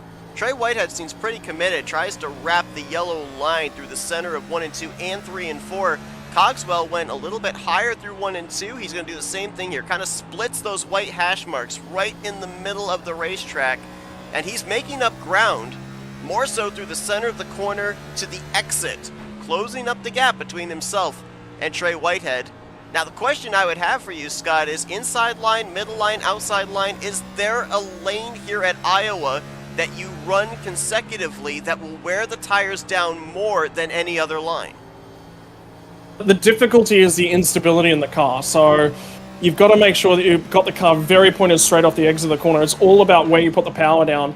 The tricky factor is I think the inside line's burning up a little bit of right front. And trying to keep the car straight. So it's more of a late apex line. Again, talked about this at the top of the show. Straightening out the exit lane is, I think, the biggest key, because there's a couple of big bumps on the exit, really where the banking starts to start to flatten itself back out. So it's making sure the car is straight as you're accelerating over those. It doesn't bottom out, little things like that. As we watch this battle for the lead start to close up from Whitehead back to Jonathan Cogswell, want to remind you all to tune in next week as we continue on this 2025 season for the Esports Oval League's Grind Cup Series. We are at the Tricky Triangle in the Pocono Mountains as Pocono Raceway will play host to the 10th race of the season. It's also going to be the sports theme race, as we'll see drivers out there with their liveries supporting their local or favorite sports teams during the course of that one, and may very well see yet another driver go to victory lane, as right now we've only got one former winner in the series up inside of the top 10 here tonight. Alan Dobbs, the only one that could spoil the party of another first-time winner holding down that third position. And tomorrow night as well, we've got the continuation of the 64th season of the Rolling Thunder Gaming Talladega Challenge Series. It's our final elimination race to set the final four to run for the championship. Josh Metallic must-win situation. Got the checker flag last week at Talladega Super Speedway. What other three drivers will join him? That's tomorrow night, 9 p.m. Eastern Standard Time, right here on the Flatout Racing Network. They are getting very close to being 3 wide for the lead, and I think Cogswell's tires are just starting to go off. You let Dobbs get in underneath them, and Trey will want to see these two fighting each other, because that's tires they're burning off that they cannot apply to fight against him. So, but it's really interesting, the evolution of the racetrack. Everyone's now down towards the bottom end of the racetrack off of 3 and 4. So that was the dangerous spot to be much earlier on. It's interesting. Oh, lap traffic nearly on the barriers as well. It's interesting when you kind of look at our top two now as Dobbs completes the pass around Cogswell. At one point in that second stage when we had those couple of long runs, Trey Whitehead and Alan Dobbs were the leaders in a couple of those segments, and now the two of them look like they may be facing off against each other here with less than 50 to go for this race victory. To your point, traffic coming into play. Tom Bourne, Dalton McKenney going to go a lap down. They're currently in the 16th and 17th positions. We saw the 5 on your screen, the 87 of Clay Sampson, come down pit road. He has since taken his Chevrolet to the garage area. So a tough end of the night for his debut. Had a good, promising run going on up inside of the top 5 before he had his spin off of turn 4, and looks like he will not reach the conclusion. The other driver debuting, though, Jacob Kaplan, still running solidly, 6th position right now for driver number 1. Yeah, doing a great job by those guys. I'd say to Clay, look, there's a lot of lessons in starting for racing. He drove hard. He overtook a bunch of drivers, so he's definitely got pace. was the aggression warranted at that stage of the race? Ooh, that's a really difficult question to answer because we're setting up for this long run to the flag, and he was really starting to burn it off. I think he thought that there was going to be another caution and that somebody was going to lose it, so he was trying to grab track position. Unfortunately, he was the driver that caused that caution. But there was a lot of spirit there. It was a very interesting drive. He drove things differently, and he challenged drivers for positions. He gave a lot of room, sent slide jobs, but was clean about it, and that is very difficult to do on a short track. Yeah, and he was running well here tonight as we documented, and it'll be interesting to see if he ends up showing up next week at Pocono, because I kind of go back to the first couple of starts we've seen out of Tyler Rice. He ran his first race of the season at the Chicago Road Course and got in trouble early, ended up DNFing that event if I recall correctly.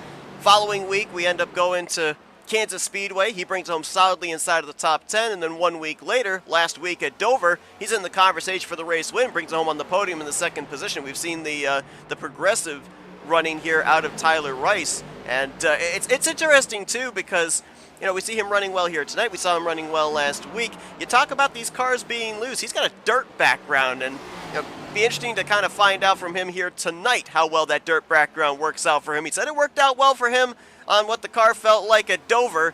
Slip sliding around here, low banking type racetrack at Iowa. Almost wonder if that's something else that kind of gave him a little bit of a comfort feeling. We have seen him have some moments here tonight, but that might be nothing new to a dirt racer.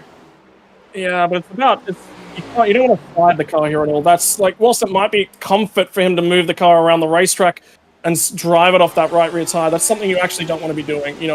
Anytime that you're doing that, you are burning and eating away at that right rear tire. So change for the race lead, I think. There it is. Dobbs to the point, gets by Trey Whitehead off of turn 2.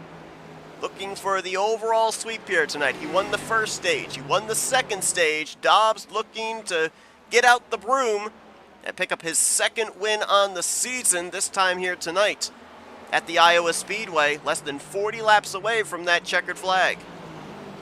Car's very, very loose though now. I've seen Dobbs have a lot of little slides, entry, middle, exit. The big thing for Trey Whitehead is his right rear is gone, so he's now going to start to sink like a stone. He's going to try and... Noah Jackson's actually going to try and undercut the field. He's going for a pit stop. Whoa. This is interesting because as I'm looking at the lap times of the drivers up inside of the top 5, top 10, currently running in the mid-24s, between 24.6s to 24.9s. Fastest laps laid down so far here tonight, somewhere in the mid-23s, 23.6s to 23.8s.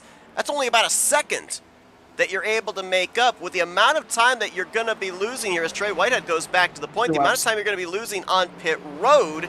Is there any possible way, a second a lap, to be able to gain it back here? You're going to at least lose a lap if you're Noah Jackson. How much are you using up to unlap yourself, let alone be able to pick up track position? And remember that the right rear, everyone is dirty loose at the moment, scrolling all over the racetrack trying to hang on to it. This is survival, not pace at the moment. So it's a very different style of race car. So the big thing is watching two of these guys. Remember I said they were both activating that right rear quite a lot. Now both of them are struggling to keep the right rear underneath them. And it's a very different style of driving. And this thing it does not want to stay glued to the racetrack. Both of these guys are going to have a big problem. They're loose now. Forget it. 20 laps from now, they're going to be on the fence. Most of these drivers have been out in front for a good portion of this race. Between the two of them, I think they've led more than 2/3 of the laps here tonight. But now it's kind of coming down to they both know that they have fast race cars. To your point, it looks like who's going to make the least amount of mistakes. There's a big wiggle on the bottom for Trey Whitehead. That thing is still loose all the way out of the exit at turn 4. And it's just getting looser and looser and looser. I actually wonder whether or not this fuel, as the fuel comes out of the rear end of the race car, there's less grip, there's less weight, it's less planted. I think you are correct in that, because I remember we talked about the fact that IndyCar has raced here in the past, and we had the privilege of broadcasting an IndyCar series where they ran here at Iowa, and that was one of the talking points about the back end of the car getting lighter and lighter as the run came on. It was at short tracks, it was at 1.5 miles, it was at 2-mile racetracks. I think you're right. I think that lessening of the fuel load, taking away more and more stability in the back end of the race car as it evaporates longer into this run. Yeah. And now it's going to be a three-way battle for the lead with, what do we got, 30 to go? And everyone is just trying to look after the car. I think, yeah, it's very difficult to complete the pass. You can just see Alan Dobbs can still sit on the bottom of Trey. So it's not like it's going away at all. So I've lost Tries to track lose of again. the amount of Oh, tires. go around. Unborn, I think, just spun in the infield, or Sean Lauder. Caution. Either of those. Yeah, This boards car on making pit pit lane. road. Looks like it might have been Sean Lauder as he's gotten the thing rolling again here into the entrance of turn 1. That was very nearly a caution with less than 30 to go, and that was going to bring up a question I had. If we end up seeing a yellow flag here and now, is there a set of tires still available for everybody, and do you come down and take it? Yeah, 100% you do. Dobbs back to the point. 3-car battle for the lead. Scott looking low on the 23 of Trey Whitehead. Squirrely on the bottom. Everybody up here is just hanging on for dear life. Who's in control, the driver or the car? I think we know the answer to that one. The tires at the moment, the tires are the one that are in control. Whitehead with the crossover out of 4 to the bottom of Dobbs. Back and forth here for the top position. Whitehead goes back to the point, tries to get the nose pointed off the exit, but the back end did not want to acquiesce. Now here comes Dobbs back down to the inside line. Slide job after slide job after sliding off the corner for every lap for these top two. Saw Tom Bourne come to pit road. He's made the left-hand turn to the garage. He's done for the night. I think guys are actually starting to get to the point where their right rears are actually just wearing off the race car. Less than 30 laps to go. Exchange for second. Car coming down pit road, it looked like there. I believe that was Jeffrey Kleinsman, the 15, who is more than 40 laps down. Just trying to pick his way a little bit higher up in the running order. 19th right now, about 8 laps removed from getting the 18th spot from Clay Sampson. Sean Lauder did make a pit stop after his moment off of 4 onto the infield of the front straightaway. He's now 3 laps down.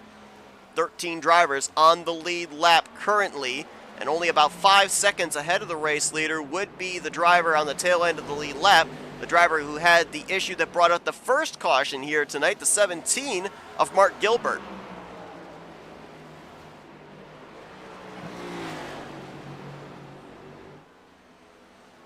Oh boy, this thing is it's just dancing all over the road. There is so many little micro corrections. You know what? At this point in time, driving a V8 supercar is actually a lot easier. And Seth, those things are a nightmare to drive. Closest I've ever gotten to a V8 was the beverage.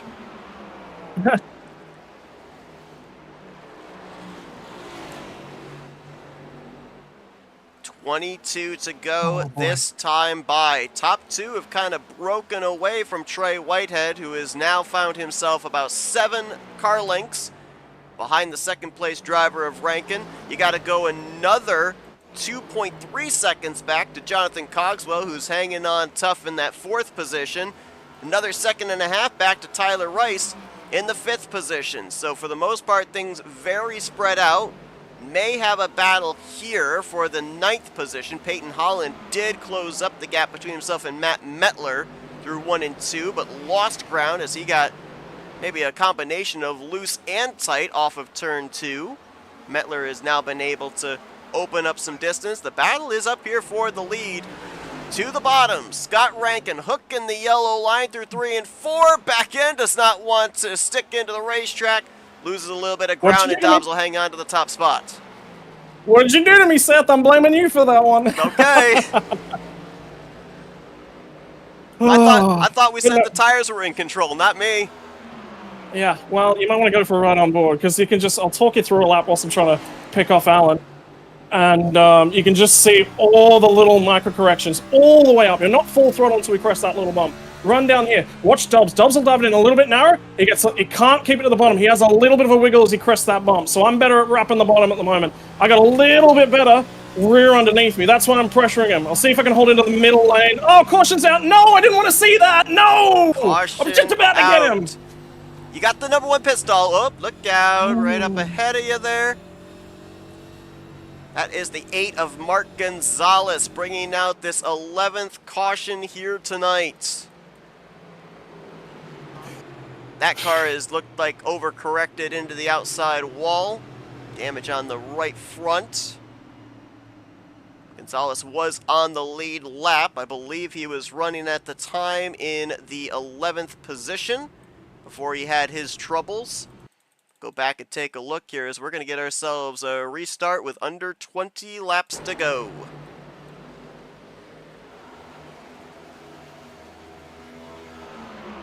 He's trying to make his way around the lap machine of Dalton McKinney. Already in trouble there, a third of the way through the entrance of turn 3. He does not actually overcorrect it into the wall. Kept it down to the inside of the racetrack. No contact with any other driver, so that right front damage must have been from something earlier. I'm not necessarily certain if that could be from getting down on the flat of the apron with that spin. I would think there'd be more splitter damage than damage to the fender. There's another look at it here. Watches. Yeah, right there you can see the nose starts pointing down towards the apron as the back end starts to come around. Caution waves, 11th time here tonight. And now the question is, with this late race yellow, we know the aggression is going to kick up with the checkered flag on the line. Short track racing on a Wednesday night. Will cautions continue to breed cautions? I'll mention it. Hopefully we don't have to use them. We do have 3 green-white checkers at our disposal if we need to go into overtime. And this restart's going to be now with less than 15 to go, as we'll be at 16 laps remaining as they hit the stripe. That was the race off pit lane. Remember, 1 and 2 stalls in the lane. I had the pole. I got number 1. Alan Dobbs had stall number 2. It was a race to the cone, and I can tell you very much, it was one of the tightest races we're going to see all season. Critical restart to be the control car. Now, the other side of the coin, I had the inside run last time by. I picked the inside. Alan Dobbs has seen that. What does he do? This is going to be a critical one. Watch that cone. Look how close that 61 machine is to the cone. Only got to pick the throttle up. You'll watch the rear tires spin. Dobbs gets better drive. Nothing in it. Nothing in it. And that's the difference between being the control car and being at the other driver's mercy. Could we potentially be looking at that as the move that gets the race win? A lot of times when it comes to late race cautions, the race can be won or lost on pit road. We'll have to wait and see here. As currently scoring has Dobbs the leader, Rank in second. Trey Whitehead now with fresh tires lines up third. Jonathan Cogswell looking for his second top 5 in the season in 4th, and Jacob Kaplan in his debut currently holding down the 5th position. Tyler Rice in 6th. Christian Ruse now to 7th. Matt Metler, Patrick McQuaid, and Peyton Holland going to be the top 10. Dalton McKinney, saw him go a lap down there under that green flag run, gets the free pass. We are going to have 15 drivers on the lead lap on this upcoming restart. We're actually just chatting about it in race, Seth. Everyone is keen for this restart because it's been such a good race tonight. I'm going to put my money here on Jonathan Cogswell. He's had a very, very quick short run car. He has every opportunity to win this race. I would love to see him get his first win. Restart's going to be with 14 laps to go. Dobbs selects that outside line as the control car. He'll get to choose the launch here through the Geico restart zone. Here we go. 14-lap shootout to finish it off here tonight in the barbecue pit 230. Dobbs gets away. 3 wide for second going into 1. Rankin in the middle, Cogswell in the top, Whitehead on the bottom. They remain door to door to door, off 2 down the back straightaway for 3. Still no grip in the front tires. We're fighting to get the front to turn. Then we're going to come off the corner and the rear's going to get a little bit loose. Walk Cogswell up the racetrack a little bit. I'll apologize to him later, but that's tough racing. You're 3 wide for a race win here. You've got to be aggressive. If you're not trying to use every inch of that racetrack, you are not a race car driver. Whitehead spins them up. Hangs on to it though. Big save out of Trey Whitehead. Drops him now all the way back to the 6th position, where he'll battle with Christian Ruse. Meanwhile, Dobbs clear and free with the lead. Almost a full second back to the battle for second. We got a spin. No, we don't. We saved it. We saved it. Big slide out of Scott. Hangs on to it. He'll drift back now outside of the top 10. God damn it, Seth. That was such a good race, and we've just thrown it away. I'm going to be a little bit mad with myself for a very long period here. Cogswell now moves into second. Tyler Rice is third. Here's Kaplan trying to hold off Whitehead for the fourth position. This all taking place nearly a full second behind the race leader, Alan Dobbs, who this time around is going to see... Oh, was there contact there between Whitehead and Kaplan? Kaplan with a save. No, it's going to go around on him. That's going to bring out a caution. 12th caution of the evening.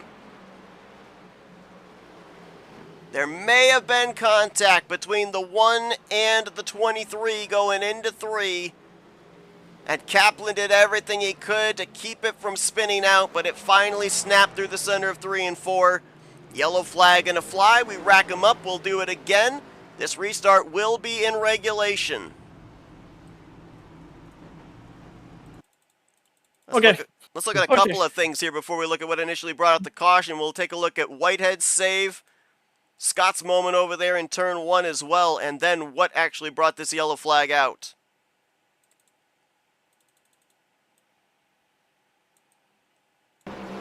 Here's the wiggle out of Whitehead off of 2. That car could have easily snapped back up into traffic. Great save. A little later going down into turn 1. Just past the start-finish line on the brakes. I don't know how you didn't hit that inside wall. All I was aiming for was that little gap. Wow. That's all you can do with it. Big time save, and then Jacob Kaplan in a battle here with Trey Whitehead. I believe the contact's going to be the following lap here. This was a battle at the time for the 4th position, and we'll see if we can eagle eye whether there was contact here. I think the 23 may have given him a little tap on the entry into the corner right there. Directs him down to the inside. He's trying to save it, and right there, back end snaps around, and caution flies.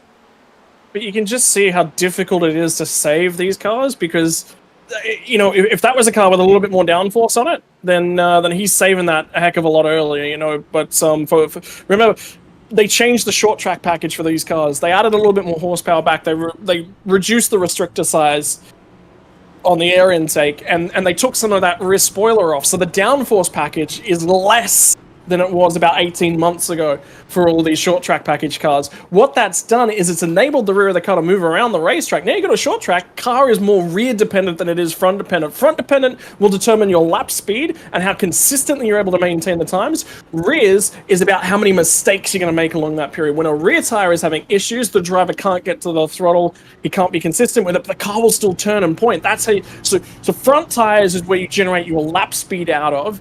And rear tires is where you generate your stability. So if you've got an unstable car, guy will run really, really quickly, but he will have 1 lap in every 5, every 10, where that pace suddenly drops off, he loses half a second. So he might be a 1/10 of a lap quicker, and in the overall game will be about 4/10 across that time period. So that's what we're looking at in two different packages. But the way that this car is designed and built within iRacing, it's so front end dependent and reliant that as soon as you take the weight off that rear end, because remember, more downforce, pressing the rear end of the car into the ground, it lifts the rear end up and it jacks the front more into the ground. So you got to think about a seesaw.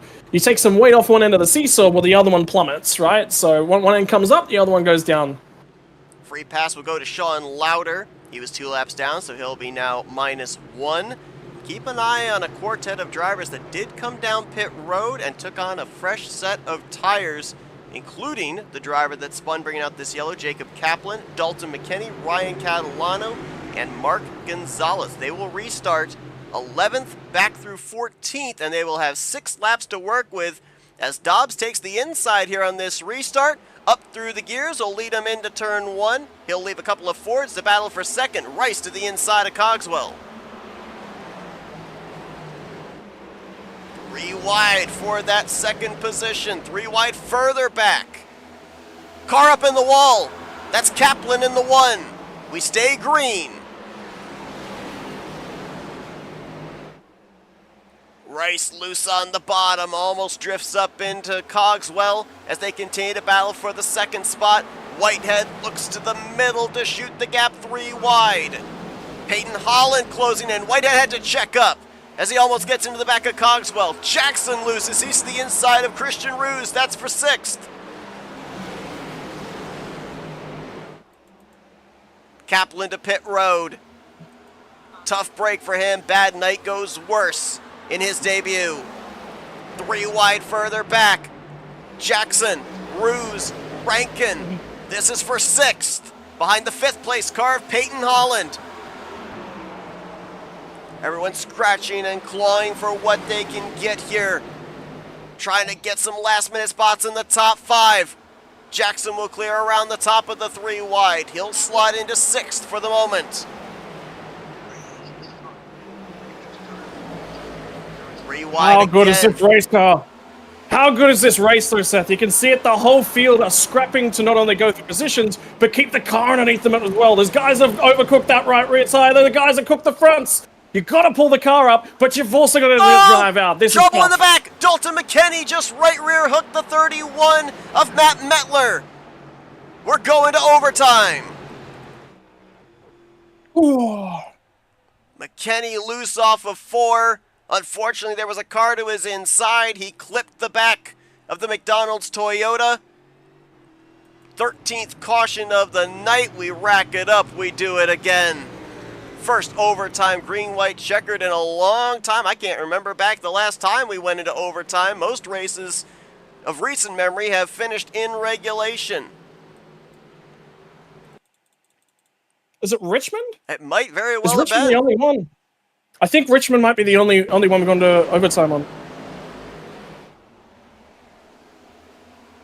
There you see McKinney drifting up to the outside wall, turned left to avoid hitting the save for barrier, back end steps out, and directs his nose into the right rear quarter panel of Matt Metler.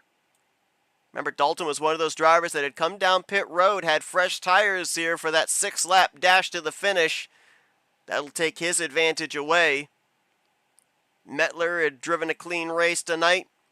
Really no damage sustained at all on that McDonald's Toyota. Wrong place, wrong time for him here, as he was on the inside of a spinning car, exiting out of turn 4.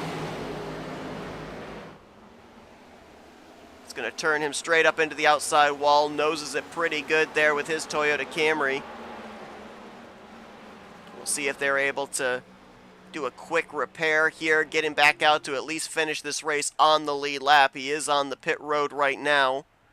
Sean Lauder gets the free pass. He's back on the lead lap now. 15 cars on the lead lap. Out of 17 cars that are scored in this race, 16 of them are on the racetrack. The most recent retiree, Jacob Kaplan. Looks like he will more than likely finish 16th in his debut here tonight. Another driver that was running solidly in the top 10, top 5 for a moment in this one, but had that spin through 3 and 4, and then clobbered the outside wall on that last restart off the exit of 2. He didn't bring out a yellow. He came down pit road and has retired out of the race. What did we Alan. start with, Seth? We started with 26 cars. We're down to 15 on the lead lap. And Correct. Realistically, given the difficulty of driving this car, it's not surprising. I mean, you look back at Richmond, it's gone pretty similar to the way that Richmond went. So this is going to be a tricky one. There's every opportunity for this to bring out another caution. Everyone is playing for keeps. So anything could happen in the final 2 laps here. Did you just say this is a We'll go tricky 1 to one? green this time back. Oh god, yeah. Oh, wow. Nice segue. Because next week we're going to the Tricky Triangle at Pocono. Next Wednesday night, 9 p.m. Eastern Standard Time.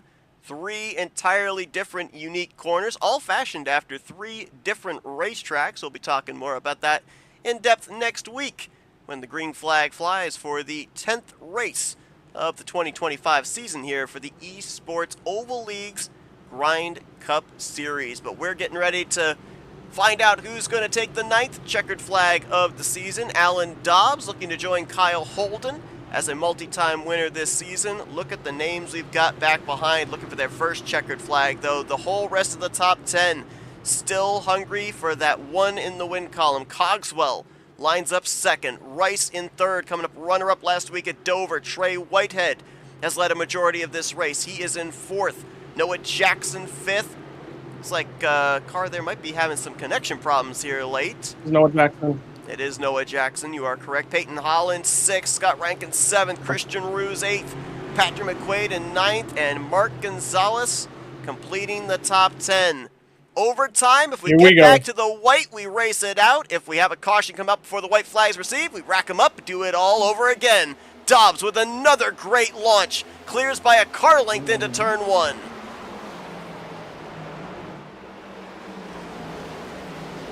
Cogswell, very high out of 2, now under fire. Here comes Trey Whitehead for the second spot. Dives it into 3. Looks for the slide job off of 4. He'll clear. Cogswell crosses him back over, right across the nose of Tyler Rice. White flag displayed. Race is going to be official if the caution flies, and Dobbs handily out ahead with the lead. Oh, Holland with a moment through the center of 1 and 2. And off of 4, Alan Dobbs, second win of the season. He will take the barbecue pit, 2:30 here tonight at Iowa Speedway. Whitehead will get second. Jackson will get the final spot on the podium here tonight. Got lucky. There was an incident that last corner for third spot. I think it might have been the 6. Rice drifted back to finish in 8th position, so I believe you would be correct. Mark Gonzalez going to net another top 5 as he'll get 4th. Scott Rankin starting on the pole, brings it home in the top 5, 5th position. And Alan Dobbs gets to burn it down here tonight. We might call him the Midwest King. A couple of weeks ago we were at Kansas Speedway. Tonight we head back to the Midwest at Iowa, and he is the winner at the short track. Felt like last week he might have been owed one at Dover, as he had a dominant car there as well. Might have been looking at 3 in a row had been able to capture that checkered flag 1 week ago. But not only will he be joining Kyle Holden as a multi-time winner on the season, but with Kyle Holden not in the field here tonight, DJ Daniels in early retirement out of the race, Dobbs, who came into this race only 48 points out of the points lead, will close up that margin by a huge chunk for the overall points lead heading into Pocono next week. What a tough race here tonight, Seth. That one was tricky. And the big thing is, for any of the drivers that did make the checkered flag, is that you've just got to look up and down the field and go, hey, look at all the guys that actually had a rough night. And it was just about everyone. Guys like Tom Bourne, last week's winner, put the car on the fence early. He was on struggle street and recovery all night long. DJ Daniels, car in the fence. Alan Dobbs had multiple issues, then got it back for the race win. But this was a very, very tough race. I'm also looking at, 3-4 drivers that finished in the top 11 that had solo spins and were able to come back for decent runs. Rouge had a spin, Gonzalez had a spin, Catalano and Mark Gilbert all had spins in the early portion, some of them all the way back in stage 1. Yeah, and it's about setting up your race, being long-term mindset and just everything. So it's just... wow, what a tough racetrack, what a tough run. And I said to the guys just before that last caution was, if you have a look at the racing up until this point, this car has been so difficult to drive, but the racing was tight, door to door. People recognized that there was a nose being shoved at the bottom. I'm going to put my hand up and say I was cheeky all night long, and I shoved that nose into the bottom 3 wide on a number of occasions, but people respected it, and that's good, clean racing. I had to go to a couple of people early on in the season for just driving maybe a little bit beyond their skill set, a couple mistakes, bits and pieces like that. Boy, these guys have been listening, they've improved, and they've been thinking long-term. What a great strategy race. We got a very long green flag run that we were 20 laps shy of getting to the flag. Boy, what the fight for the lead was like in that period as well. on exceptionally old cars where guys are tiptoeing around the racetracks at Iowa for what I was expecting to be an absolute basket case of a race where things were just never going to go to plan. That was entertainment. That was good race car driving right there. And a shout out. No, sure, Alan Dobbs gets the win, but I think every car in the field thoroughly deserves that is what good racing looks like. Well done, boys. Yeah, it was tough. Yeah, mistakes were made. Yeah, there's going to be a couple guys a little bit annoyed, a little bit pissed off. But boy, was that good racing. That is how you put on a show. Yeah, some great short track racing here tonight. Saw some good long green flag runs as well. Potential pit strategy was bandied about when we got into those long green flag runs, so definitely got to see a little bit of everything here tonight at the Iowa Speedway. We'll take a look here at the full finishing results. We ran down through the top 5. Christian Ruse comes back after a solo spin to finish in 6th. The consistency continues for him, as it does for Patrick McQuaid, who brings it home in the 7th spot. Tyler Rice, who had that moment that you alluded to there on the final lap, he'll finish in the top 10 nonetheless in 8th. Ryan Catalano, he ran into issues early on in this one, brings it home in 9th, and Peyton Holland is going to complete the top 10.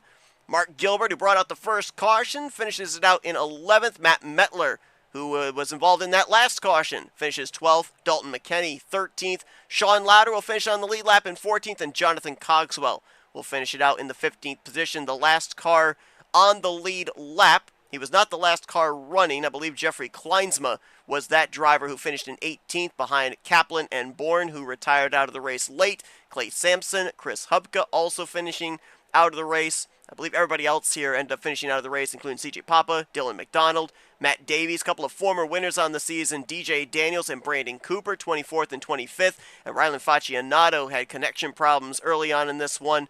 It ended up netting him last, 26th, here this evening at the Iowa Speedway, as this will take us into our FRN post-race wind-down. It's time to dial up our top 3 finishers on the night. And let's kick things off with the driver that brought it home in the 3rd position.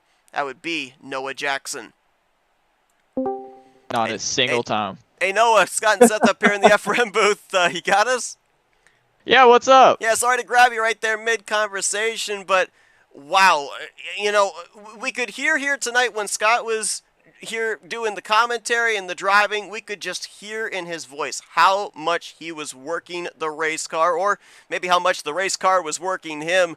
Everybody slipping and sliding here tonight, having to fight the track, fight each other, fight the tires, fight the race car. I mean, a lot of fighting going on here on several different fronts.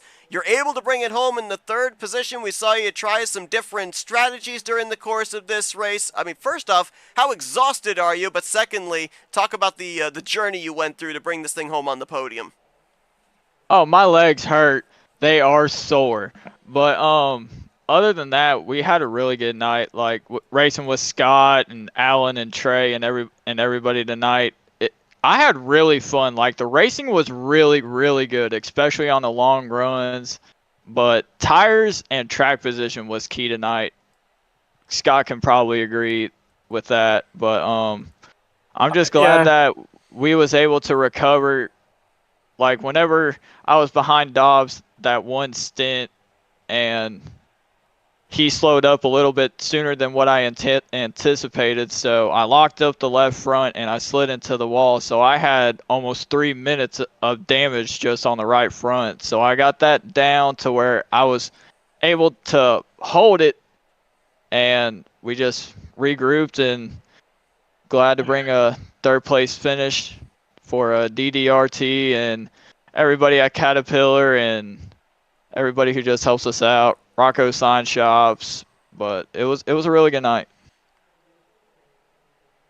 The big thing I want to put to you, man, and this is something I'm going to put in front of us because I want to do this for the fans. I think this is really, really important for people who are watching along to listen to how the drivers communicate post race.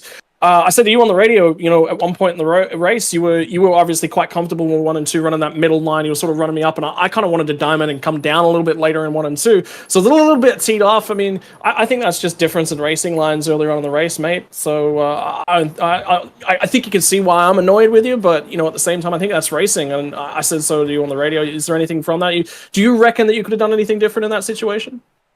I mean, I honestly think I do. Like, I was trying to wrap the bottom. Like, heck, even in practice, I was trying to wrap the bottom in. I just couldn't. Like, no matter how much I would back up the corner going into 1 and 2, I could just not hit the yellow line. And every time I would try to, it would just snap loose and I would spin out. So I was like, I'm just gonna try to run the middle, because the bumps in the bottom of 1 and 2 and into the third groove up towards the wall, the bumps are crucial. And if you hit them just right and get on the throttle at the wrong time, you're gone in front of the field.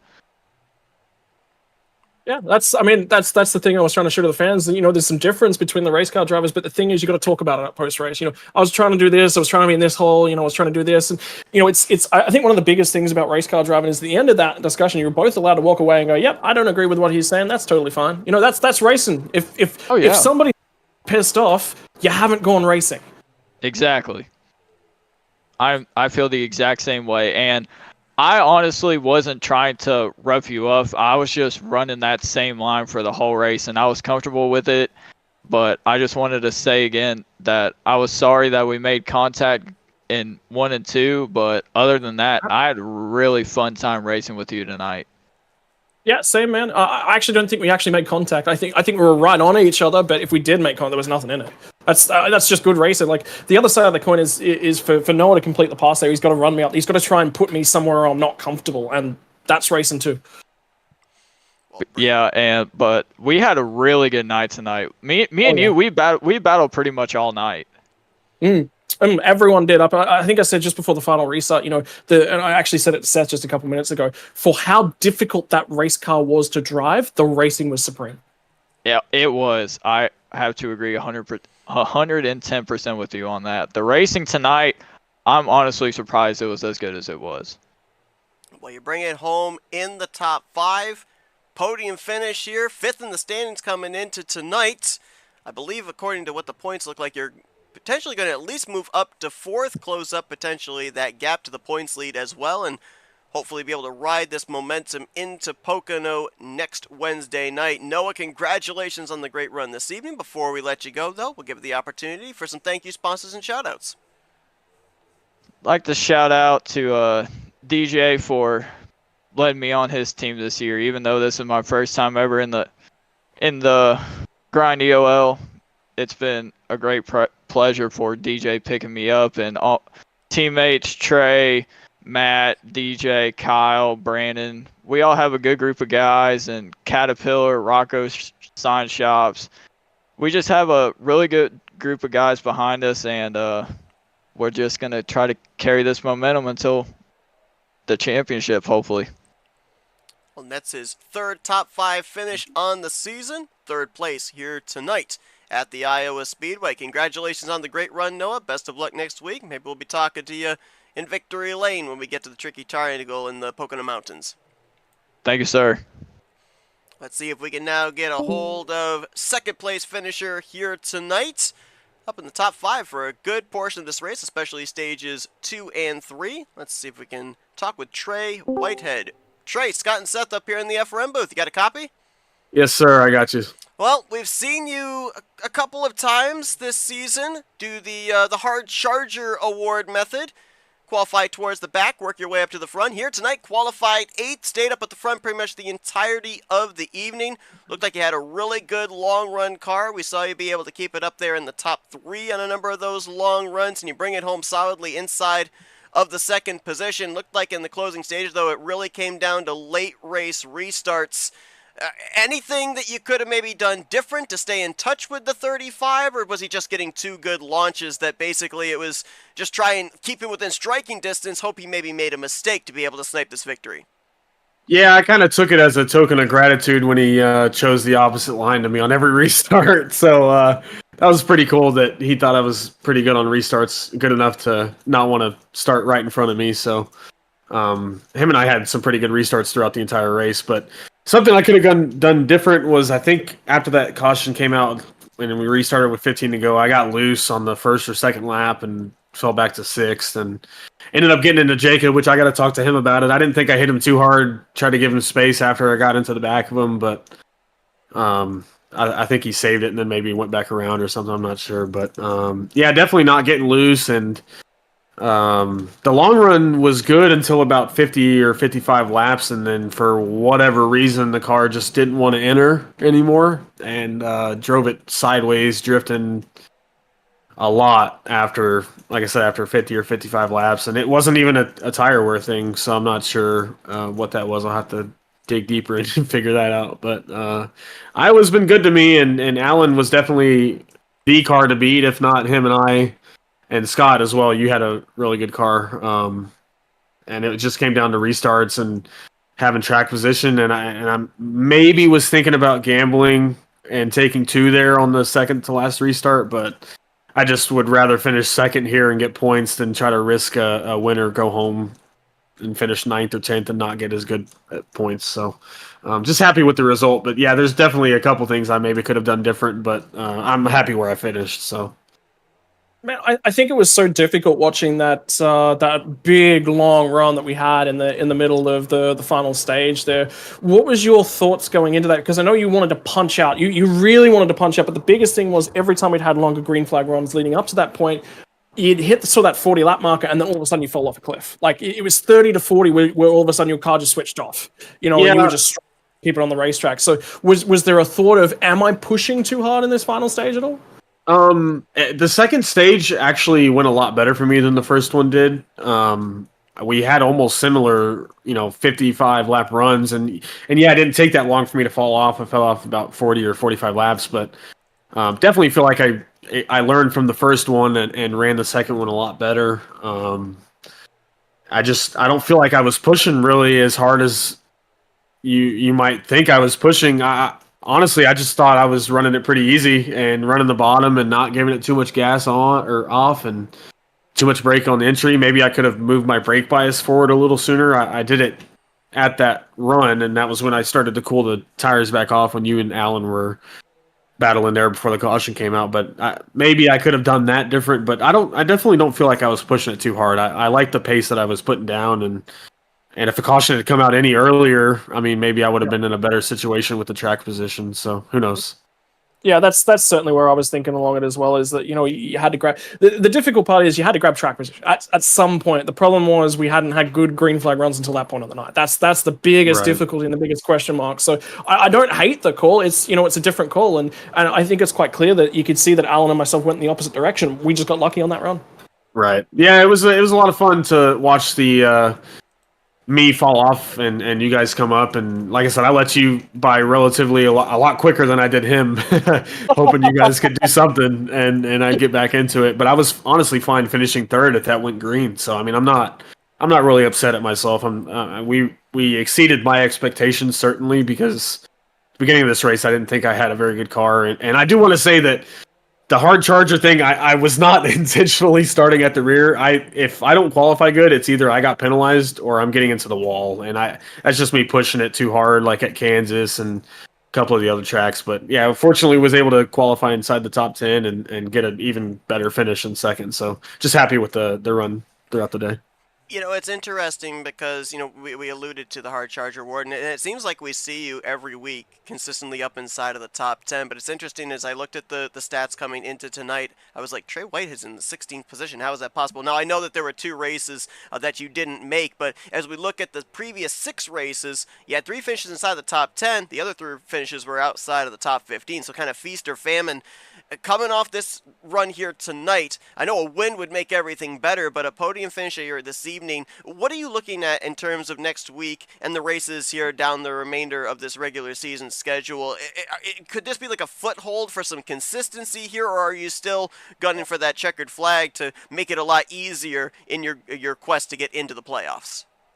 I think it's easy for somebody in my position that came in a couple races late into the season to try to just get that win and lock it in. But for me, I don't know if you guys remember, I ran Ghost when this was Ghost a couple years ago and kind of got away from iRacing for a little bit. And I was a very aggressive driver back then. And I feel like I still kind of have that a little bit, but I'm really trying to establish respect and consistency like you're talking about. I don't want to be a win or outside the top 20, type of thing. Dover, I felt like we had really good speed and could have definitely finished inside the top 5 there. I just messed up my corner exit, and that's all it takes is, you get loose and slam the outside wall and it ends your day. And Chicago, same thing. I just nonchalantly just missed my braking zone by 30 feet and then tried to make the little runaway, and I just couldn't stop the car. And so little things like that I just need to clean up. But yeah, we're definitely just trying to build consistency. And if the win happens, it happens. Like it definitely could have happened tonight, I feel like. But I'm not going to beat myself up about not getting it when we're slowly climbing up the standings. So Well, a great run tonight. Your best finish of the season. You net your third top 5 on the year as well. And this will certainly move you up in the point standings in preparation for the Tricky Triangle next week. Trey, congratulations on the great run here tonight at Iowa. Before we let you go, floor is yours for thank you sponsors and shoutouts. yeah, Kyle Holden made me this paint scheme last week, debuted it at Dover, and was able to get my first lap sled last week in the stage win, my first one of the year as well. So special shout out to him with Rusty Designs and Simrap Market and all them. Superior Concrete on the hood, along with Recon Wall Systems and Avtech, the advanced forming technology. Mag Capital Group, who owns all 3 of those, and I'm fortunate to be able to work for them. And obviously, you guys up in the booth. I'm going to go back and watch this race and study like I do every week. And thanks for Chris to allow me to come back this season and give it a test. And it's been fun getting back into it. And DJ with DDR, Noah, Brandon, Matt Metler, like I said, Kyle Holden. I'm missing somebody, I feel like, but just really appreciative of everybody letting me come back in here and try to establish some respect that I might have lost last year running with these guys. So it's been a lot of fun. Thank you. Trey Whitehead brings it home runner-up here tonight in the barbecue pit 2:30 at Iowa Speedway. He'll look to continue this momentum when we head to Pocono next week. Congrats on the great run. We'll see you next Wednesday night. Thank you, sir. See y'all then. Let's go down to Victory Lane as we now have our second multi-time winner on the season. Alan Dobbs taking the checkered flag here tonight at the Iowa Speedway. Let's see if we can get a hold of him. Alan, Scott, and Seth up here in the FRM booth. You got us? I got you, buddy. A couple of weeks ago, we talked to you in Victory Lane down at Kansas. You seem to have a flair for the Midwest tracks as you double down here tonight at the Iowa Speedway. Kind of maybe felt that Dover owed you one last week. You had a strong car there as well. Looks like this 35 car has come alive. It gets to the front. It stays at the front. And here tonight, late race restarts, you were able to get those nice rolling jumps, have some pretty clear racetrack with nobody to battle. Was that the key here tonight? And another thing, too, we were talking back during that final pit stop. You had that number 2 stall, got that launch, and just got a fender out in front of the commitment line. Could that have been where the race was won or lost as well? You could probably take your pick from a bunch of different things, what might have won the race. But I'd say it was, I think we did a good job all night of kind of protecting our car. And stage 2 was rough because stage 1 there were so many cautions. We didn't know what was going to go on with the tires, what a long run really felt like. So that was rough. I nearly died a few times there, but we got some new tires put on it, got back to the front. Then I learned. I knew not to do that again. But yeah, it was a really good race up front. There was quite a few cautions, but I mean, this many people on a short track, and this car was not even close to being easy to drive. So, I think it was a great race to everybody. Yeah, we saw... sorry, Scott. I was just going to say the fact that we got close to going green at the end of the race there, I think I've said it a couple of times, I think it's a true testament to the field, but not just the fact that I think the biggest thing when you look up and down the racetrack and the field, there is so many cars that had a loose race car, and the field gave them room to catch it, save it, and not bring out a caution. I think if you look back to the start of the season, everyone was on each other. There was no room. There was no space being given. Everyone was sort of trying to figure everything out for themselves. But you have a look now. I think the field's improved. The racing's improved. The product that we put on there tonight is some of the best racing I've seen on ovals ever. I would have to agree with you. We definitely had quite a rough start, I'd say. I was a little worried about how the season was going to go, but these last few races have really turned around, and there's been some really good races, some good long runs. I kind of would have liked to have seen it go green to see how we were able to finish on those old tires, because that was a lot of fun, just skating it around there, trying to stay in front of it. But yeah, I definitely agree, and I think by the end of this season, it's going to be even better. So a couple of weeks ago, you got that checkered flag, ticked that box at Kansas. Here tonight, you sweep the 2 stages, you bring home the checkered flag, so a lot of stage points, a lot of playoff points headed your way. No Kyle Holden in the field here tonight. You were 48 points behind him coming into this evening. Did getting that victory back at Kansas now kind of have your focus now towards that regular season championship? I mean, wins along the way are certainly going to help out as well, but are you looking overall to be at the top of the leaderboard as far as the regular season standings are concerned when the playoffs roll around later on here in the year? Yeah, definitely. That's definitely been my goal. It kind of, the last couple of weeks I haven't really been focused on it so hard because Kyle's been out to such a huge lead, and he's so consistent. He's a really good driver and a good racer, and it's hard to claw back points from somebody who, you finish first and they finish second. You didn't get much points on them, but we definitely clawed into that deficit this week. Unfortunately, he wasn't able to make it. Unfortunately for him, fortunately for us, he wasn't able to make it. But yeah, I think we probably gained a good 25, 30 points on him, maybe somewhere around there. I'm not sure, but we still got a long season, and there's a lot of races to go, and a lot of bad luck can be had from either one of us. So it's really just about getting those consistent finishes and just trying to be there, trying to get some stage points, trying not to piss anybody off so they wreck you, things like that. Well, consistent finish indeed. Second victory in the last 3 races and 3 straight top 10s here in those last 3 races.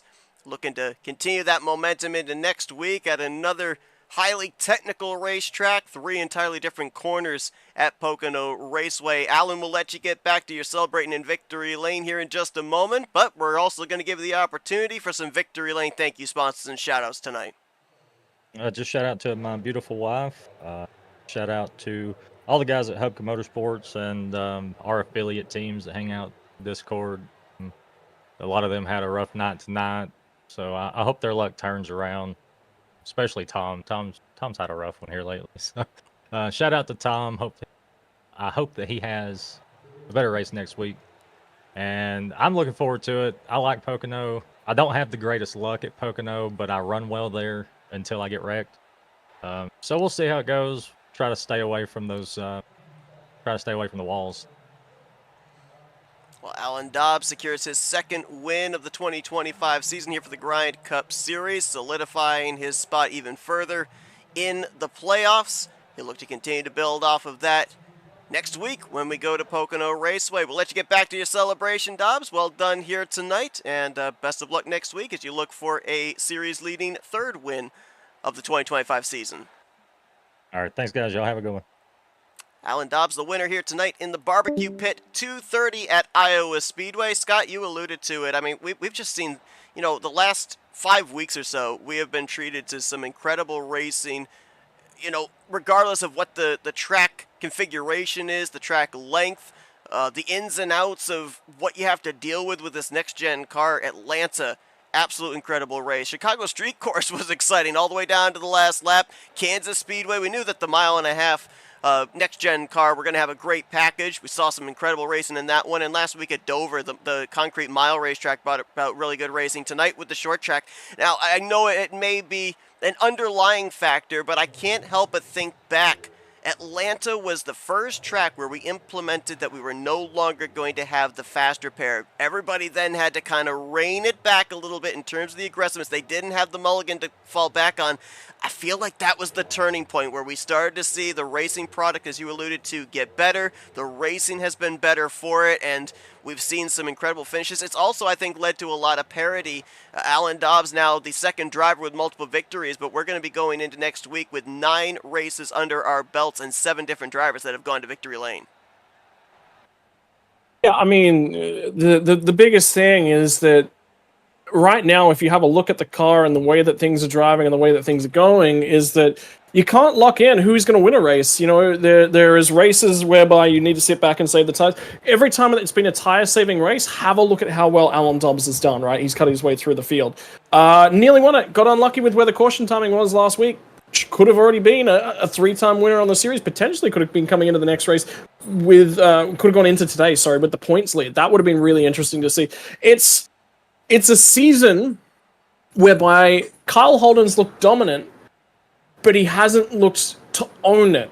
And I think that's the big key, is that you have one driver that's out there that's punching the hole. Dobbs is starting to chase him down, but there's 10 drivers that are there and fighting for a race win and leading laps each and every week. How exciting is that to call? Normally you jump into these sorts of series and it's one guy, he's out in front, it's distant, but we're not seeing that, and everything's playing out. This is currently my favorite series to watch, barring the V8 Supercar Pro Series. Yeah.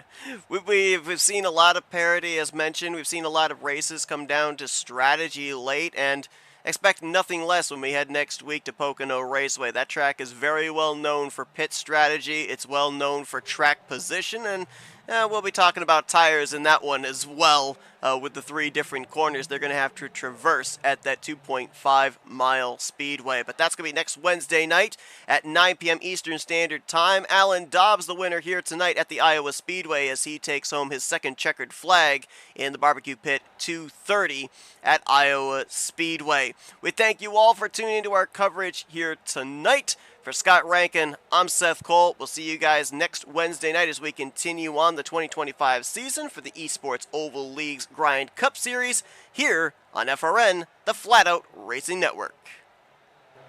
This broadcast is the copyrighted work of Flatout Racing Network and may not be rebroadcast, retranslated, or used in any form without the express written consent of Flatout Racing Network and iRacing.com Motorsports Simulations. Flatout Racing Network would like to thank you for your support, and we hope you enjoyed tonight's broadcast.